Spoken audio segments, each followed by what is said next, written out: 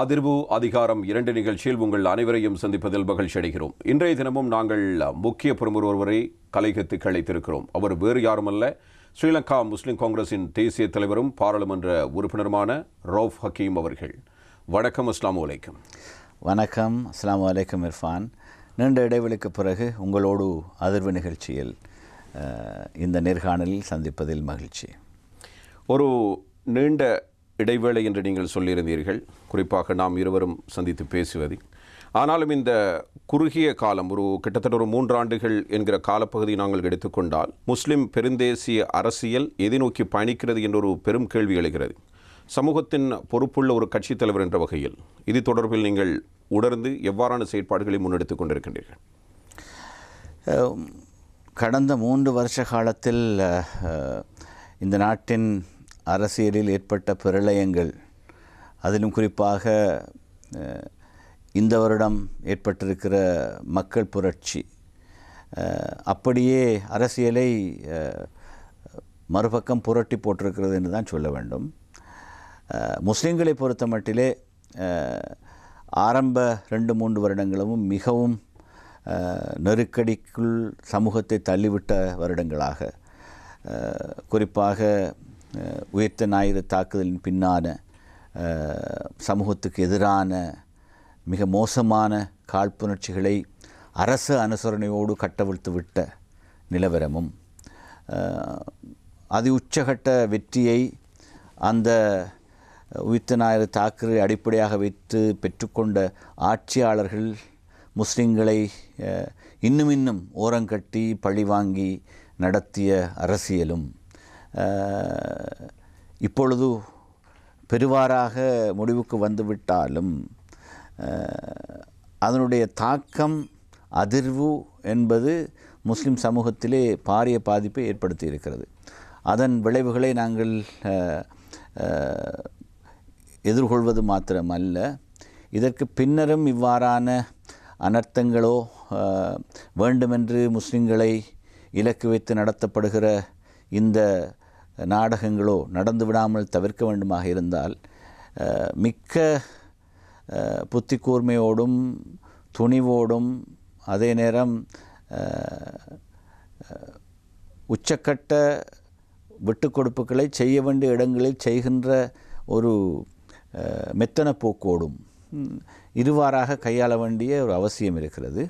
எனவே தான் இந்த காலகட்டம் முஸ்லிம்களுக்கு முக்கியமான ஒரு காலகட்டமாக நிச்சயமாக இருக்கும் என்று நான் நம்புகிறேன். இர்ஃபான், 2009 யுத்தத்துக்கு பிறகான காலப்பகுதியில் முஸ்லிம் சமூகம் எதிர்நோக்கிய பிரச்சனைகள் ஒருவாறாக அமைந்திருந்தன. அதனுடைய இரட்டிப்பு தன்மை அல்லது 3 மடங்கு தன்மையை நாங்கள் ஏப்ரல் 21க்கு பிறகான காலப்பகுதியில் உணர்ந்திருக்கிறோம்.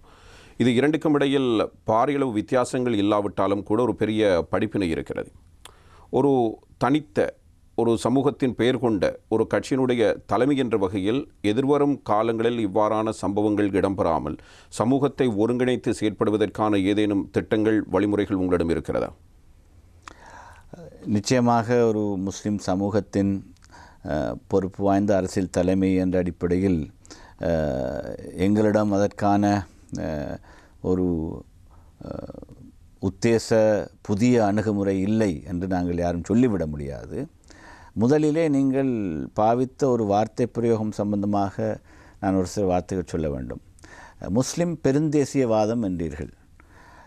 முஸ்லிம்களை பொறுத்த மட்டில் தேசியவாதம் ஒன்று இருக்கிறது. ஆனால் அது ஒருபொழுதும் பெருந்தேசியவாதமாக இருந்ததும் இல்லை, இருக்கப் போவதும் இல்லை, இருக்க வேண்டிய அவசியமும் இல்லை.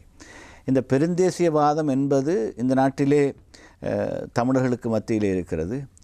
வடகிழக்கிலே தமிழ் தேசிய பரப்பில் ஓரளவுக்கு அந்த உணர்வுகள் இருக்கிறது. முஸ்லிம்கள் ஒரு தேசிய இனம் என்பதை இந்த 2 பெருந்தேசியவாத தரப்புகளும் புரிந்து கொள்ள வேண்டும். அதுதான் எங்களுக்கு இருக்கிற மிகப்பெரிய சவால். அதை எப்படி எதிர்கொள்வது என்பதுதான் இன்றிருக்கின்ற நிலவரம்.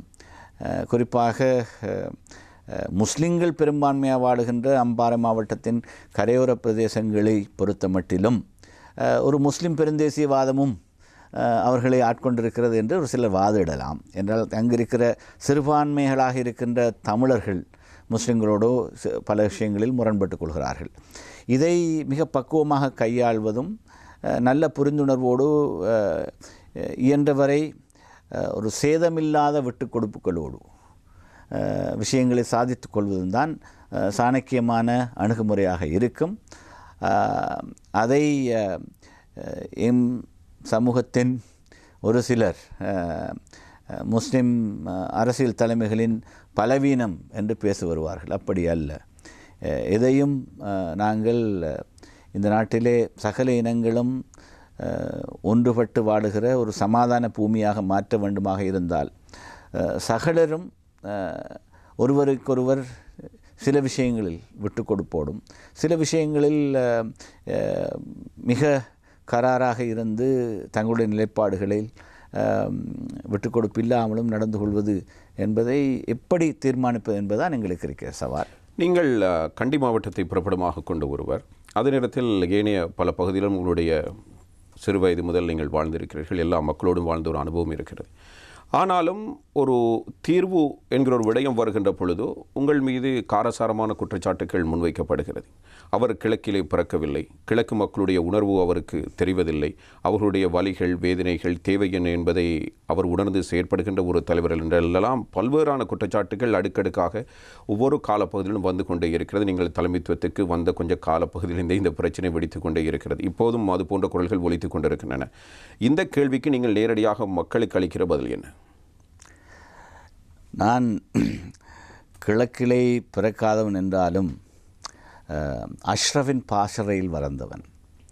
அந்த பாசறையில் வளர்ந்தவன் என்ற அடிப்படையிலே வடகிழக்குக்கு வெளியிலே இருக்கிற முஸ்லிம்கள் எப்படி அஷ்ரஃபை வரித்து கொண்டு தலைவர் என்று கொண்டாடினார்களோ அதே அடிப்படையில் கிழக்கிலே வாழுகிற அதிக பெரும்பான்மையான முஸ்லிம்கள் வடகிழக்குக்கு வெளியிலே இருக்கிறார் என்பதற்காக முஸ்லிம் காங்கிரஸின் தலைமையை இப்படி தாறுமாறாக விமர்சிப்பதில்லை.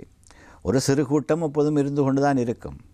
அரசியல் நோக்கம் கொண்டவர்கள் கொஞ்சம் பேர் இருப்பார்கள். எப்படி அஷ்ரஃப் என்ற அந்த மாபெரும் அரசியல் தலைமையை, ஒரு இளம் தலைவரை வடகிழக்குக்கு வெளியிலே இருக்கிற முஸ்லிம்கள் தங்களுடைய தலைவராக கொண்டாடினார்களோ அதே போன்று வடகிழக்கில் பிறக்காத ஒரு ரவுஃப் ஹக்கீமை இன்று வடகிழக்கிலே முஸ்லிம்கள் தங்களுடைய தலைவராக ஏற்றுக்கொள்வது என்பதில் பெரிய ஆச்சரியம் எதுவும் இல்லை. முஸ்லிம் சமூகம் என்பது ஒரு பிராந்தியம் சார்ந்த ஒரு சமூகமாக மாத்திரமல்ல, இங்கே எல்லா இடங்களிலும் விரைவி வாழுகிற சமூகம். இன்று முஸ்லிம்கள் சிறுபான்மையாக வாழுகிற நாடுகள், பெரும்பான்மையாக வாழுகின்ற நாடுகள் என்று பார்க்கின்ற போது முஸ்லிம் சிறுபான்மையாக வாழுகின்ற நாடுகளில் முஸ்லிம்கள் பலமாக இருக்கிறார்கள். அதற்கு காரணம் அங்கு தேவையற்ற பிரதேசவாதம் என்ற விஷயத்துக்கு எந்த இடமும் இல்லாமல் அவர்கள் எல்லோரும் தாங்கள் முஸ்லிம்கள் என்ற உணர்வுக்கு முதலிடம் கொடுக்கிறார்கள். எனவே இந்த பிரதேசவாதம் என்பது இஸ்லாத்துக்கோ முஸ்லிம்களுக்கோ முரண்பட்ட ஒரு விஷயம். இதை தூக்கி பிடிக்கின்றவர்கள் உண்மையிலே வெட்கப்பட வேண்டும். இதுதான் என்னுடைய நிலை. நீங்கள் இந்த தீர்வு திட்டம் முன்னெடுக்கப்பட்டு கொண்டிருக்கிற ஒரு சிறுமுயற்சி எடுக்கப்பட்டு கொண்டிருக்கிறது. அண்மையில் நாடாளுமன்றத்தில் ஒரு கருத்தினை தெரிவித்திருந்தீர்கள். விஷமத்தனமான சில பிரச்சாரங்களை முஸ்லிம் மக்கள் மத்தியில் கொண்டு செல்கிறார்கள் என்று. ஒரு பக்கம் அரசு தரப்பும் இதை உணர்ந்து கொள்ள வேண்டும், அதனிடத்தில் தமிழ் தரப்பும் உணர்ந்து கொள்ள வேண்டும் என்பது உங்களுடைய வேண்டுகோளாக இருந்தது. யாரை நோக்கி இந்த கருத்தினை நீங்கள் முன்வைத்தீர்கள்? இந்த போலியான அச்சங்களை உருவாக்குகின்ற எல்லா தரப்புகளும் தான் சொல்லுகிறேன். இன்று ஒரு இனப்பிரச்சனை தீர்வு என்று வருகின்ற போது வடகிழக்கு பிராந்தியத்தை மையப்படுத்தி தமிழர்கள் தங்களுடைய அபிலாஷைகளை வெளிப்படுத்துவது என்பது மரபு ரீதியாக அவர்களுடைய அடிப்படையான ஒரு விஷயமாக இருந்து வந்திருக்கிறது. இது முஸ்லிம் சமூகத்தை பொறுத்த மட்டிலே இதை வைத்து தேவையற்ற புரளிகளை கிளப்பி அரசியலை செய்கின்ற நிறைய தரப்புகள் இருக்கிறார்கள். அவர்கள் முஸ்லிம் காங்கிரஸின் தலைவர் வடகிழக்குகளை வெளியிலே இருக்கிறார் என்ற காரணத்தினால் வடகிழக்கு முஸ்லிம்களின் அரசியல் அபிலாஷைகள் அவருக்கு தெரியாது என்று ஒரு போலித்தனமான ஒரு குற்றச்சாட்டை வைத்துக்கொண்டு இதை வைத்து அப்பாவி பாமர மக்கள் மத்தியில் ஒரு விதமான கீழ்த்தரமான ஒரு பிராந்திய உணர்வை உருவாக்கி விடலாம் என்று கற்பனை காணுகிறார்கள். அதைத்தான் நான் இங்கு தேவையற்ற புரளியை கிளப்புகிறார்கள் என்று நான் சொல்லியிருக்கிறேன். இது உண்மையிலேயே யதார்த்தம் என்ன என்று எல்லோருக்கும் தெரியும், அரசாங்கத்துக்கும் தெரியும். இந்த பேச்சுவார்த்தைகளுக்கு அழைக்கப்பட்டிருக்கின்ற தமிழ் தரப்புகளுக்கும் எட்டக்கூடியது என்ன, சாத்தியமானது என்ன, சாத்தியமாகாதது என்ன என்பதும் தெரியாமல் இல்லை. எனவே அரசியல் என்பது சாத்தியமானதை சாதிக்கின்ற கலை. எனவே எது சாத்தியமோ அதைத்தான் தமிழ் தரப்பும் பெறுவதற்கான எத்தனத்தை செய்யும். அதற்காக அவருடைய உச்சக்கட்ட வேண்டுகோளை விட்டுக் கொடுக்க வேண்டும் என்று நாங்கள் சொல்ல வேண்டிய அவசியமில்லை. முஸ்லிம்களுக்கு ஏன் தேவையில்லாத இந்த விவகாரத்திலே நாங்களே மூக்கு நுழைக்க வேண்டும்? அதாவது தென்னிலங்கை சக்திகளுக்கு நாங்களே இன்னும் தமிழர்களை ஓரங்கட்டுவதற்கு நாங்கள் இடம் கொடுக்க வேண்டும். நாங்கள் தமிழ் பேசும் சமூகங்கள் என்ற அடிப்படையிலே தென்னிலங்கையில் இருக்கிற இந்த பெருந்தேசியவாக கழுகு கொள்கையோடு இருக்கின்ற ஒரு சிலருக்கு நாங்கள் அவர்களுக்கு உடந்தையாக இருக்க வேண்டிய அவசியமில்லை என்பது என்னுடைய நிலைப்பாடு. என்றால் வடகிழக்கு பிராந்தியத்தில் தமிழ் பேசும் மக்களுக்கு நிறைய பிரச்சனைகள் இருக்கின்றன. நாங்கள் எங்கள் ஒற்றுமையோடு எங்களுக்கான அதிகார பகிர்வை பெற்றுக்கொள்ள வேண்டும். அழகு சம்பந்தமான பிரச்சனையில் சாத்தியமானது எது, சாத்தியமற்றது எது என்பது குறித்த ஒரு நல்ல புரிந்துணர்வோடு இந்த தரப்புகளோடு பேசி அதற்கான முடிவுகளை நாங்கள் காண முடியும். அதில் எனக்கு நம்பிக்கை இருக்கிறது.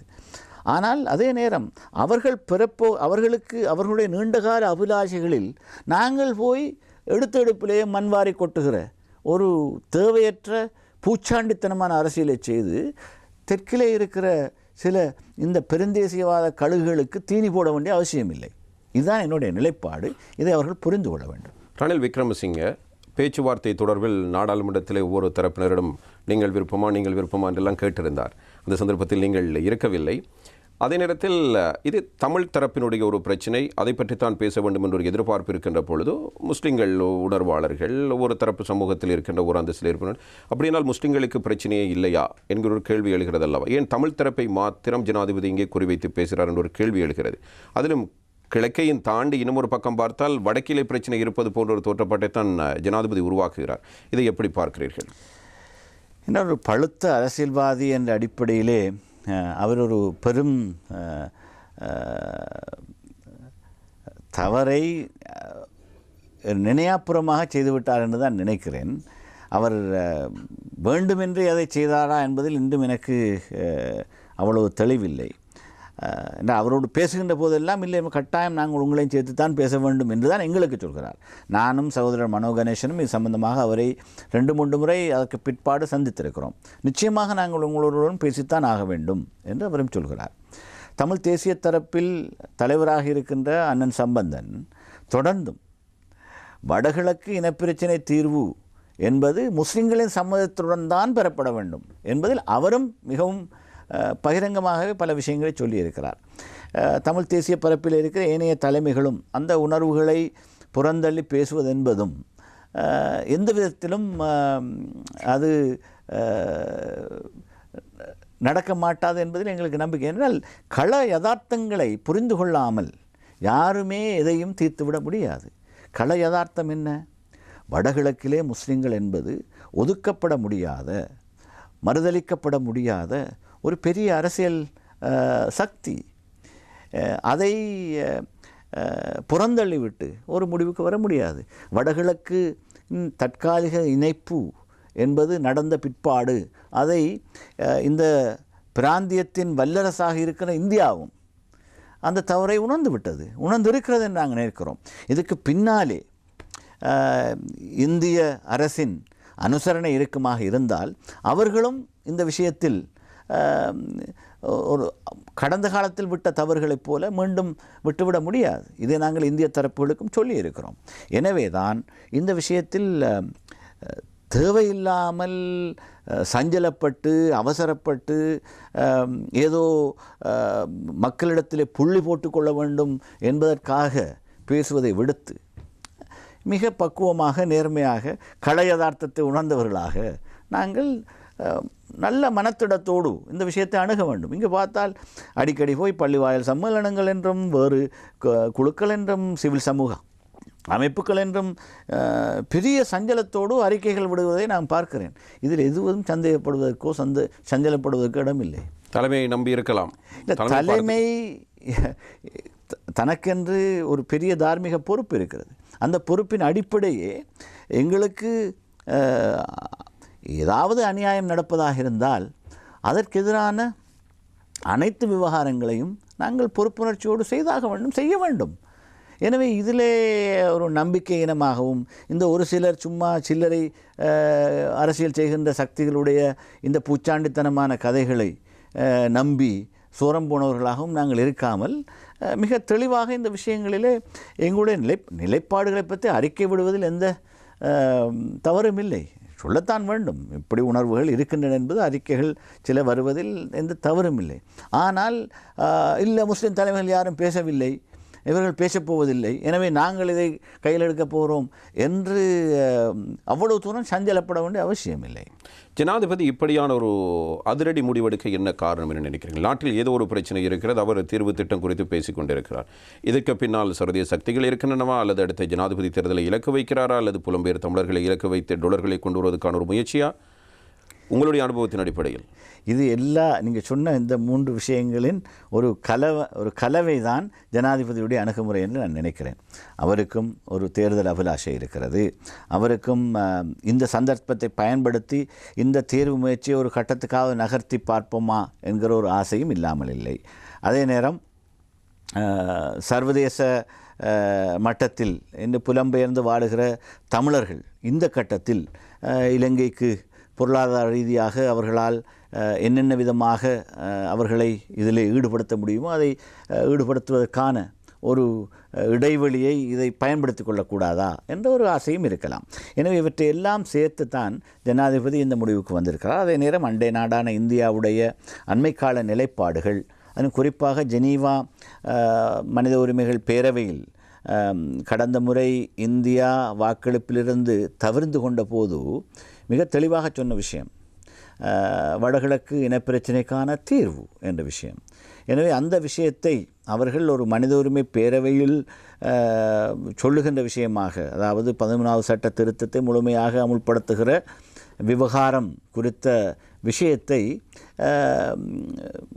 ரணில் விக்ரமசிங்க அதற்கான தீர்வை காண விளைகிறார் என்பது மார்ச் மாத இறுதியில் வருகிற மனித உரிமை பேரவையின் அமர்வின் போது இலங்கை விவகாரம் மீண்டும் சூடு பிடிக்கப் போகிறது. எனவே அதை கொஞ்சம் தணிப்பதற்கான ஒரு முயற்சியும் தான் என்பதுதான் இதனுடைய உண்மையான யதார்த்தம். அது மாத்திரமல்ல, இன்னும் அவர் ஜனாதிபதியான பிற்பாடு இந்திய அரசாங்கம் உத்தியோகபூர்வமாக அவருக்கு இன்னும் அழைப்பு விடுத்து அந்த கௌரவத்தையும் இன்னும் கொடுக்கவில்லை என்ற ஒரு குறையும் தொக்கி நிற்பதாக நான் காண்கிறேன். இந்த பின்னணியில் இவற்றை எல்லாம் இந்தியாவை வெற்றி கொள்ள எடுக்கப்படும் ஒரு முயற்சியாக கூட பார்க்கலாம். இந்தியாவை வெற்றி கொண்டு ஆக வேண்டும் தான். அந்த இந்தியாவும் இலங்கை இனப்பிரச்சனையில்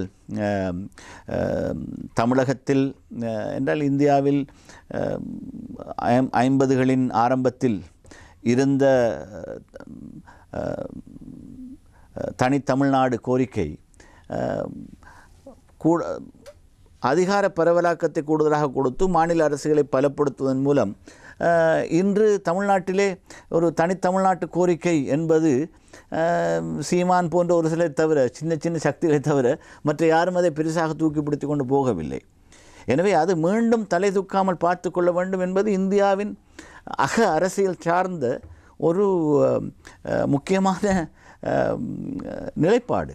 எனவே அதை நாங்கள் புரிந்து கொள்ள வேண்டும். இந்தியாவில் மாநிலங்களுக்கு வழங்கப்பட்டிருக்கக்கூடியவாறான அந்த அளவுக்கான அதிகார பகிர்வினை இலங்கையில் வடக்கு கிழக்கில் வழங்குவதற்கு இந்தியா விருப்பம் தெரிவிக்குமா, இணங்குவார்களா? அதைத்தான் அவர்கள் சொல்லி வருகிறார்கள். இன்னும் ஒரு வார்த்தையில் 13வது சட்ட திருத்தத்தில்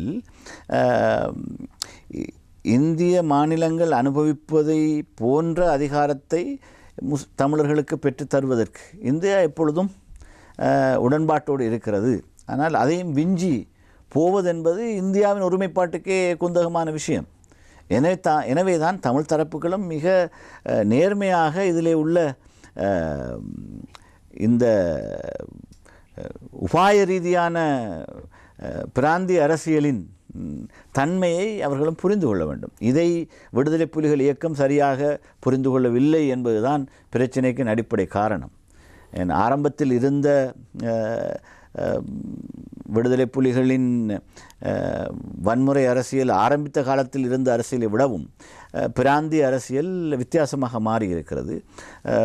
உலக அரசியலிலும் வித்தியாசமான நிலைமைகள் தோடிவிட்டன. இதற்கு சமாந்தரமாகத்தான் இந்த விஷயங்களை நாங்கள் நகர்த்த வேண்டும், அதில் வெற்றி கொள்ள வேண்டும்.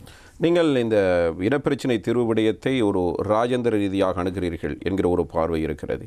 அதனிடத்தில் சமூகங்களுக்கு இடையில் பிளவு ஏற்படாமல் அவரவருக்கு கிடைக்க வேண்டியது கிடைக்கட்டும், அதனிடத்தில் முஸ்லிம் சமூகத்தினுடைய உரிமைகளும் பாதுகாக்கப்பட வேண்டும் என்பதில் நீங்கள் உறுதியாக இருப்பது போன்ற ஒரு தோற்றப்பாடு இருக்கிறது. இந்த பேச்சுவார்த்தை பற்றிய ஒரு தெளிவினை நான் உங்களிடம் பெற விரும்புகிறேன். இது இந்தியாவின் அழுத்தத்தின் பேரில் இடம்பெறுகின்ற ஒன்று அல்ல, அல்லது ஒருவாறு ஜனாதிபதி அவர்கள் இந்தியாவை அரவணைத்து செல்வதற்கு, இந்தியாவினுடைய ஆதரவினை பெற்றுக்கொள்வதற்கு எடுக்கின்ற ஒரு முயற்சியாக கூட இதனை நாங்கள் பார்க்கலாம். இப்படியான ஒரு சூழ்நிலையில் இந்தியாவினுடைய அழுத்தம் இல்லாத பேச்சுவார்த்தையாக இருந்தால் இது அர்த்தமற்ற ஒரு பேச்சுவார்த்தையாக இருக்கப் போகிறது என்று நான் எடுத்துக்கொள்ளலாம். இந்த நாட்டிலே இந்திய அழுத்தத்தின் காரணமாக ஏதாவது நடந்துவிட்டால் அது நாட்டின் ஒருமைத்தன்மைக்கு பாதகமாக வந்துவிடும் என்கிற அச்சத்தை கிளப்புகிற சில சக்திகளுக்கு மிக இலகுவாக இந்திய எதிர்ப்பு உணர்வொன்றை உருவாக்குவதற்கான வழியாக போய்விடும். இதை இந்தியா மிக தெளிவாக உணர்ந்திருக்கிறது. அவ்வாறான ஒரு எதிர்ப்பலை ஒன்று இந்திய மேலாண்மைக்கு எதிராக வந்துவிடக்கூடாது. பிராந்திய வல்லரசு என்ற அடிப்படையிலே பிரதமர் மோடியுடைய கொள்கையும் இன்று பிராந்தியத்தில் இருக்கிற நல்லுறவுகளை பேணிக்கொள்ள வேண்டும். எந்த நாட்டிலும் தேவையில்லாத பிரிவினைவாத செயல்பாடுகளுக்கு இந்தியா அனுசரணையாக இருந்து விடுவதன் மூலம் நாங்கள் பகைமையை சம்பாதித்து கொள்ளக்கூடாது. என்றால் அரசுகளோடு மோதுவது ஒரு புறம், மக்கள் உணர்வுகளை மதிக்காமல் நடப்பது என்பது மறுபுறம். எனவே இந்த விஷயங்கள் மிக கவனமாக இந்தியா காய நகர்த்துகிறது. எனது பிராந்தியம், அதுவும் இந்து சமுத்திர பிரதேசம் என்பது பூகோள ரீதியாக உபாய இராணுவ மேலாண்மைக்கு போட்டி நடக்கிற ஒரு இடமாக மாறி இருக்கிறது.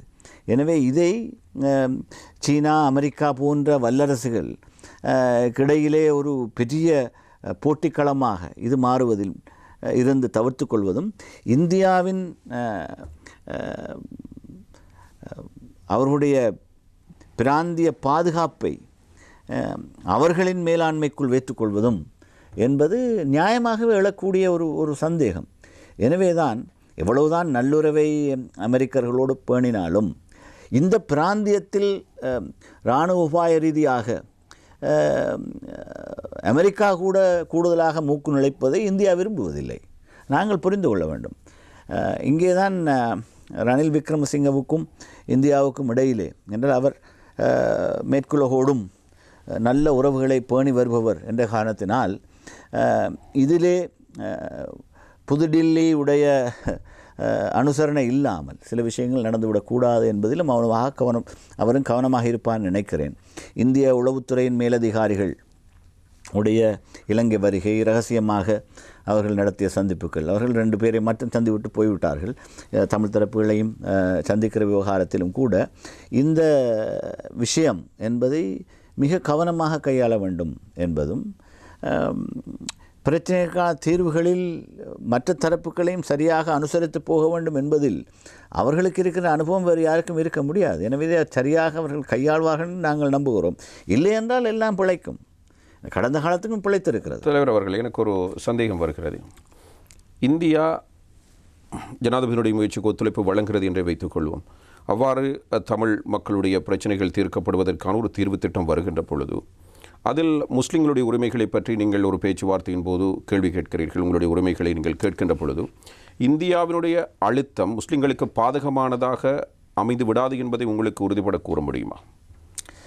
என்றால் நான் ஒரு பிராந்திய வல்லரசு என்ற அடிப்படையில் இன்னுமொரு நாட்டின் பிரச்சனைக்கான தீர்வில் ஒரு தரப்புக்கு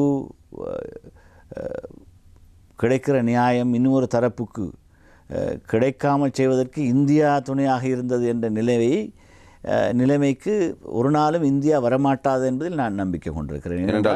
அப்படி செய்தால் இந்திய நாட்டில் அவர்கள் சிறுபான்மையினரை மறந்துவிட வேண்டாம்.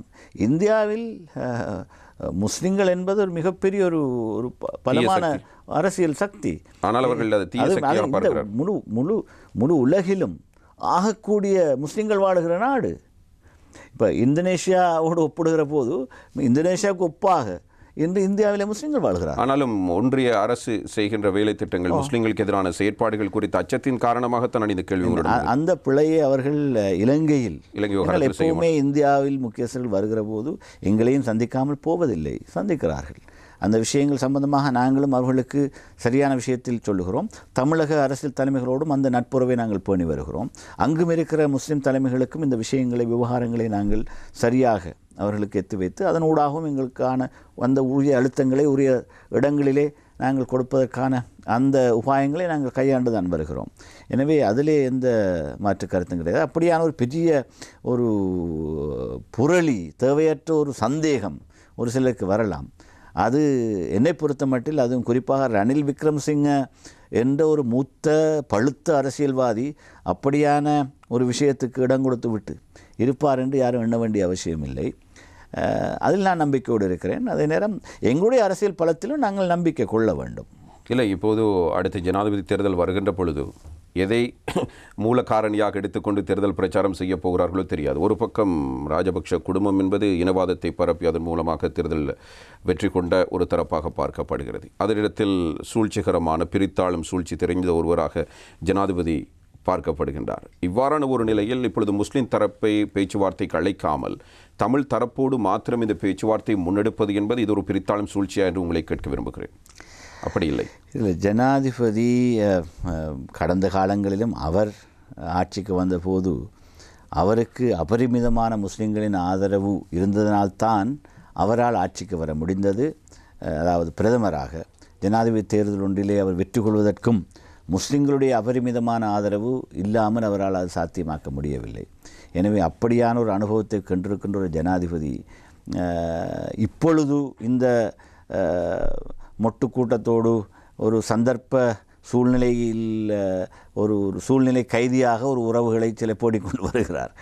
அதற்காக அவர் அப்படி மடத்தனமான ஒரு முடிவை எடுப்பார் என்று நான் நினைக்கவில்லை. நீங்கள் ஜனாதிபதி தெரிவு காலப்பகுதியின் பொழுது உங்களுடைய செயற்பாடுகள் தொடர்பில் சிலருக்கு அதிருப்தி இருந்தது. ரௌஃபக்கீம் அவர்கள் ஏன் இவ்வளவு தடமாறுகிறார் இந்த விடயத்தில்? அதாவது அடுத்தது யார் ஜனாதிபதியாக வர வேண்டும் என்பது, அது ரணில் விக்ரமசிங்கே அப்போது பதில் ஜனாதிபதியாக நியமிக்கப்பட்டது, அவருடைய வீடு தீ வைக்கப்பட்ட சம்பவத்தில் நீங்கள் போட்ட ட்வீட்டர் எல்லாம் பல்வேறு சர்ச்சைகளை உருவாக்கி இருந்தது. உங்களுக்கும் ஜனாதிபதிக்கும் இடையில் ஒரு முருகல் வந்ததாக கூட நாங்கள் கேள்விப்பட்டிருந்தோம்.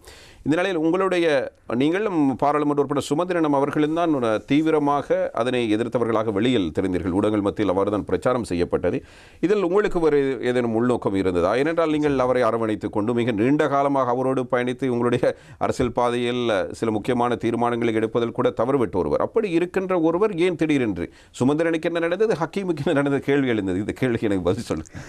இல்லை என்றால் ரணில் விக்ரமசிங்க என்ற அரசியல் ஆளுமையின் ஆகர்ஷணத்தினால் ஈர்க்கப்பட்டவர்கள் என்ற வட்டத்தில் நானும் இருந்தவன், இன்றும் இருக்கின்றவன். இருந்தாலும் அன்றைய கட்டத்தில் ஒரு நாட்டின் தலைமையாக முழு நாட்டிலும் ஏதோ ஒரு அரசியல் அங்கீகாரம் என்று போதிய அளவு மக்கள் ஆதரவோ அல்லது மக்கள் ஆணையோ இல்லாமல் ஒருவர் வருவது என்பது இந்த மிகப்பெரிய நெருக்கடி நிலைமையை சரி பண்ணுவதற்கு போதுமானதாக இருக்குமா என்ற பெரிய சந்தேகம் எல்லோரும் மத்தியிலும் இருந்தது. அவரால் இதை சாதிக்க முடியுமா? ஏனென்றால் அவருடைய ஈற்றிலே அவர் இன்றும் கூட இந்த மொட்டு கட்சியின் பணைய கைதியாகத்தான் இருந்து வருகிறார். அவரால் சுதந்திரமாக பெரிதாக முடிவுகள் எதையும் எடுக்க முடியவில்லை. நிச்சயமாக அடுத்த மார்ச் மாதத்துக்கு பிறகுதான் அவருடைய கை ஓங்கும். பாராளுமன்றத்தை கலைப்பதற்கான அந்த அதிகாரம் இந்த குறித்த 21வது சட்ட திருத்தத்தில் அவருடைய கைகளிலே வந்திருக்கிறது என்ற காரணத்தினால் அவரை ஜனாதிபதி ஆக்கிய இந்த மொட்டு கட்சியினர் இன்னும் அவரை பணைய கைதியாகத்தான் வைத்து கொண்டு வருகிறார்கள். இந்த உள்ளூராட்சி சபை தேர்தல் சம்பந்தமான விவகாரத்திலும் வேண்டுமென்று அவரை சிக்கலில் மாற்றிவிட வேண்டும் என்ற முயற்சியில் மொட்டு கட்சி ஈடுபடுகிறது. அவர்கள் ஏதோ உள்ளூராட்சி சபை தேர்தலுக்கு நாங்கள் தயார், நாங்கள் நடத்துவதற்கு எந்த தடையும் இல்லை என்று சொல்லிக்கொண்டு உண்மையை தெரிந்து கொண்டும் அவர்கள் ஒரு பெரிய நாடகத்தை நடிக்கிறார்கள். முழுக்க நாடகத்தை தான் இன்று மொட்டு கட்சி நடத்தி கொண்டிருக்கிறது. அதனால் முழு பழியும் தேர்தல் பிற்போடப்பட்டால் பழியை ரணில் விக்ரமசிங்கே சுமக்க வேண்டும், நாங்கள் நல்லவர்களாக நடித்துக்கொள்ள வேண்டும் என்றுதான் இந்த விஷயம் நடந்து கொண்டிருக்கிறது. எனவே இந்த பின்னணியில் ரணில் விக்ரமசிங்கே இந்த மொட்டு கட்சியின் பணைய கைதியாக இருந்து அதிலிருந்து விடுபட வேண்டும் என்று நாங்கள் விரும்புகிறோம். அதே நேரம் அவரை நாங்கள் சார்ந்திருக்கிற இந்த எங்களுடைய சமகி ஜனபலவேகிய என்கிற பட்சியார் தமிழ் பேர் வருவதில்லை, ஐக்கிய மக்கள் சக்தியோடு ஒரு நல்லெண்ணத்தை வளர்த்து கொண்டு இருந்த இந்த கட்சியின் முன்னாள் தலைவர். எனவே அவரோடு ஒரு புரிந்துணர்வை ஏற்படுத்துவதற்கான ஒரு நிலவரம் வர வேண்டும் என்று நாங்கள் எல்லோரும் விரும்புகின்றவர்கள் நாங்களும் ஒருவர். அந்த கட்டத்திலே அவருடைய வீடு எரிக்கப்பட்ட போது, அவருடைய வீடு எரிக்கப்பட்டதுக்கு நான் காரணம் என்று யாரும் சொன்னால் அதை விடவும் பெரிய மடத்தனம் இருக்க முடியாது. என்றால் அந்த கட்டத்திலே பாராளுமன்றத்தில் நடந்த இழுபறிகளின் போது நாங்கள் சில கருத்துக்களை சொன்னோம். அது சம்பந்தமாக இந்த சமூக வலைத்தளங்களில் ட்விட்டரை பாவிப்பவர்கள் அதனுடைய பின்விளைவுகள் என்ன என்பதை தெரிந்து கொண்டு சில விஷயங்களை செய்வதில்லை. நாங்கள் யாரும் உங்களுக்கு எந்த உள்நோக்கம் எங்களுக்கு இருந்ததான இது சர்வதேச ரீதியாக உங்களுக்கு அழுத்தம் இருக்கவில்லையா? இந்தியாவினுடைய அழுத்தம் இல்லை. என்னை பொறுத்த மட்டில் யாரும் எதையும் வெளிப்படையாக சொல்லவில்லை. ஆனால் நடக்கிற விஷயங்களில் அவர்கள் என்ன விவகாரங்களை பற்றி கவனமாக இருக்கிறார்கள் என்பது. இப்போ அமெரிக்க தூதுவர் கூட அவரை சந்திக்கின்ற போதெல்லாம் இந்த ஆர்ப்பாட்டக்காரர்களுக்கு இருக்கிற சுதந்திரத்தில் யாரும் தலையிடக்கூடாது என்பதில் அவர்கள் கவனமாக இருந்தார்கள். எனவே தான் இன்று அவர்கள்தான் இதுக்கு பின்னால் இருந்தார்களோ என்ற சந்தேகத்தை இன்று மொட்டு கட்சியினர் கிளப்பி வருகிறார்கள். அவர் நீங்கள் பார்த்தால் அவருடைய பிரச்சாரங்கள் எல்லாம் இருப்பது இது ஒரு வெளிநாட்டு சதியின் காரணமாகத்தான் நாங்கள் விரட்டி அடிக்கப்பட்டோம், இது திரண்டெழுகின்ற மக்கள் அலையினால் உருவான ஒரு விஷயம் அல்ல என்று இன்னும் அவர்கள் மக்களை நம்ப வைக்க முயல்கிறார்கள். ஆனால் இது மக்கள் எழுச்சி. இந்த மக்கள் எழுச்சியை யாரும் குறைத்து மதிப்பிட விட முடியாது. என்னை பொறுத்த மட்டில் அது இவ்வாறான மக்கள் எழுச்சி இதற்கு பிறகு வருகிற சந்ததிகளும் பேசுகின்ற ஒரு விஷயமாக இருக்கும். இப்படியான ஒரு மக்கள் எழுச்சி இனி வரப்போவதில்லை என்றும் நாங்கள் யாரும் எண்ணிவிடவும் கூடாது. ஆனால் மக்களை தவறாக வழிநடத்துவதற்கு சில சக்திகள் முயற்சிக்கக்கூடும். ஒரு சிலருக்கு சில புரட்சிகரமான இடதுசாரி எண்ணங்களோடு செயல்படுகிற ஒரு சின்ன குழுக்கள் இருக்கலாம். ஆனால் இந்த நாட்டின் இத்தனை மக்களும் இயல்பாகவே வீதிக்கிறங்கி போய் வால்ஃபேஸ் திடலில் இருந்து கொண்டு செல்ஃபி எடுத்து போட்டு அதிலே நாங்களும் இருந்தோம் என்ற அந்த பதிவை காலங்காலமாக சொல்லிக்கொள்ள வேண்டும் என்பதற்காக எடுத்த முயற்சியில் முழு மக்களும் ஆர்வத்தோடு அதில் ஈடுபட்டார்கள். ஏன்னா எங்களுடைய குழந்தைகளும் போனார்கள், நாங்கள் யாரும் தடுத்தும் கேட்கவில்லை. அதுதான் அன்று இருக்கிற இளைஞர்கள் உணர்வு. ஏன்னா இன்னும் கூட இன்று ரணில் விக்ரமசிங்கையும் மற்றவர்களும் இதை குறைத்து மடிப்பதற்காக இதுக்கு பின்னாலே சதி இருந்தது, ஒரு சிலருடைய சதிகள் இருந்திருக்கலாம். ஆனால் ஒட்டுமொத்த மக்கள் விரோதத்தை ஆட்சியாளர்கள் சம்பாதித்தார்கள் என்பது எந்த மாற்று கருத்தும் கிடையாது. அது முஸ்லிம்களை பொறுத்த மட்டிலே 100%. நான் நினைக்கல அதில் 1% இந்த ஆட்சியாளர்களை ஒன்றும் செய்துவிடக்கூடாது என்று யாரும் விரும்பினார்கள் சொல்ல முடியாது. அவர்களுக்கு அந்த விருப்பம் இருந்தது, அது நடைபெறி முடிந்திருக்கிறது. இது சதிகாரர்களை மிகைத்த சதிகாரனுடைய விளையாட்டு என்பதில் தான் நான் நம்பிக்கை கொண்டிருக்கிறேன். அப்படியான ஒரு சதிகாரனை விரட்டுவதற்கான ஒரு முயற்சி 100% முஸ்லிம்களுடைய பங்களிப்பு இருந்ததாக நீங்கள் கூறுகிறீர்கள். அதே நேரம் அவர்களை ஆதரிப்பதற்கு உங்களுடைய கட்சி சேர்ந்த சகாக்களை நீங்கள் அனுப்பி வைத்திருக்கிறீர்கள். இல்லை, நான் அவர்களை அனுப்பி வைக்கவில்லை. இவர்கள் ஏற்கனவே அதற்கு முந்தைய தேர்தலிலே ஒரு சிலரை நாங்கள் அடையாளம் கண்டிருந்தோம். என்ன நடக்கப் போகுது எனக்கு தெரியும். நாங்கள் தடுத்தாலும் நடக்காது. பாராளுமன்ற தேர்தலிலேயே ஒரு சிலருடைய நடவடிக்கைகள் எப்படி அமையும் என்பது எங்களுக்கு நன்றாகவே தெரியும். கட்சியைச் சேர்ந்தவர்கள் மிக நுணுக்கமாகவும் பக்குவமாகவும் அவர்களை அணுகி அந்த விஷயங்களிலிருந்து அவர்களை பாதுகாத்து கட்சியோடு வைத்துக் கொள்ள வேண்டும் என்பதில் நான் ஒரு சில மெத்தன போக்குகளை கடைப்பிடித்தேன் என்பதுதான் இன்று இருக்கிற பிரச்சனை. இதை வைத்துக்கொண்டு ஒரு புரளியை, மிக மோசமான பிரச்சாரங்களை சிலர் செய்ய விளைகிறார்கள்.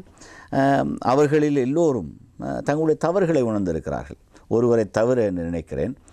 இன்னும் ஒருவர் கொஞ்சம் தவறுகளை உணராமல் கொஞ்சம் இழுத்தடித்து கொண்டிருந்தார். அவரும் முழுமையாக இன்று ஏற்றுக்கொண்டிருக்கிறார். நேற்று முதல் கட்சியிலிருந்து கட்சியின் நடவடிக்கைகளோடு தன்னை இணைத்து கொண்டு போவதற்கு அவர் முன் வந்திருக்கிறார். எனவே இந்த பின்னணியில் கட்சிக்கு வெளியிலே இருந்தவர்களும் இந்த கட்சிக்குள்ளே வருகிறார்கள் என்ற ஒரு நிலவரம் உருவாகி இருக்கிறது. அரசியல் கட்சி என்ற அடிப்படையிலே நாங்கள் எடுத்தோம் பிடித்தோம் சுடுகுது மடி எப்படி என்ற முடிவுகளை எடுக்க முடியாது.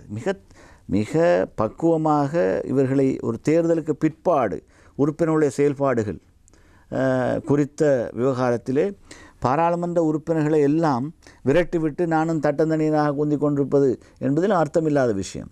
எனவே தான் இதை உச்சபீடத்தின் அங்கீகாரத்தோடு எல்லா விஷயத்தையும் நாங்கள் செய்திருக்கிறோம். தலைமை மீது முஸ்லிம் சமூகத்துக்கு நம்பிக்கை இருக்கிறது. அது கிழக்கிலும் இருக்கிறது, வடக்கிலும் இருக்கிறது, வடகிழக்குக்கு வெளியிலும் இருக்கிறது. அதில் எந்த விதமான மாற்று கருத்துக்களும் இடமில்லை. இது ஒரே தொகுதியினர், ஒரே பிரிவினர் தொடர்ந்தேச்சியாக உங்களுடைய தலைமைத்துவங்கள் போட்டியிடுகிறார்கள். அவர்கள் அங்கு தாவுவதும் இங்கு தாவுவதும் என்ற நயவஞ்சகத்தனமான பல விடயங்கள் தொடர்ந்தேச்சியாக அரங்கேறிக் கொண்டிருப்பதால் ஒட்டுமொத்த முஸ்லிம் சமூகத்தின் மீதும் ஒரு கெட்ட பார்வை இருக்கிறது. அதாவது இவர்கள் தொப்பி பிரட்டிகள் என்பார்கள் நாங்கள் சாதாரணமாக சொல்கின்ற பொழுது. இவ்வாறான இந்த செயற்பாடுகள், அதே நேரத்தில் இவர்களுடைய இந்த தாவல் நடவடிக்கை என்பது இந்த நம்பகத்தன்மையை ஒட்டுமொத்த முஸ்லிம் சமூகத்தின் மீதான ஒரு குற்றச்சாட்டாக பதிவு செய்கிறது. ஒரு பக்கம் நீங்கள் அவர்களை அந்த பக்கம் செல்ல அனுமதிக்கவில்லை என்கிறீர்கள். ஆனால் அவர்கள் கூட்டம் போட்டு அவர்களுடைய அனுமதியின், தலைமைத்துவத்தினுடைய அனுமதியின் பேர்தால் நாங்கள் போனோம் என்று சொல்கிறார்கள். இதில் எதை நம்புவது? சில வேளைகளில் உங்களுடைய அரசியல் காய் நகர்த்தல்களாக கூட அது இருந்திருக்கலாம். ஆனாலும் மக்கள் இதை பற்றி இன்னும் ஒரு புரிதல் இல்லாமல் இருக்கிறார்கள் என்பது எங்களுடைய கேள்வியாக இருக்கிறது. யாரை நம்பி மக்கள் வாக்களிப்பது? ஒவ்வொரு பாராளுமன்ற உறுப்பினரும் அரசியல் உச்சபீடத்தில்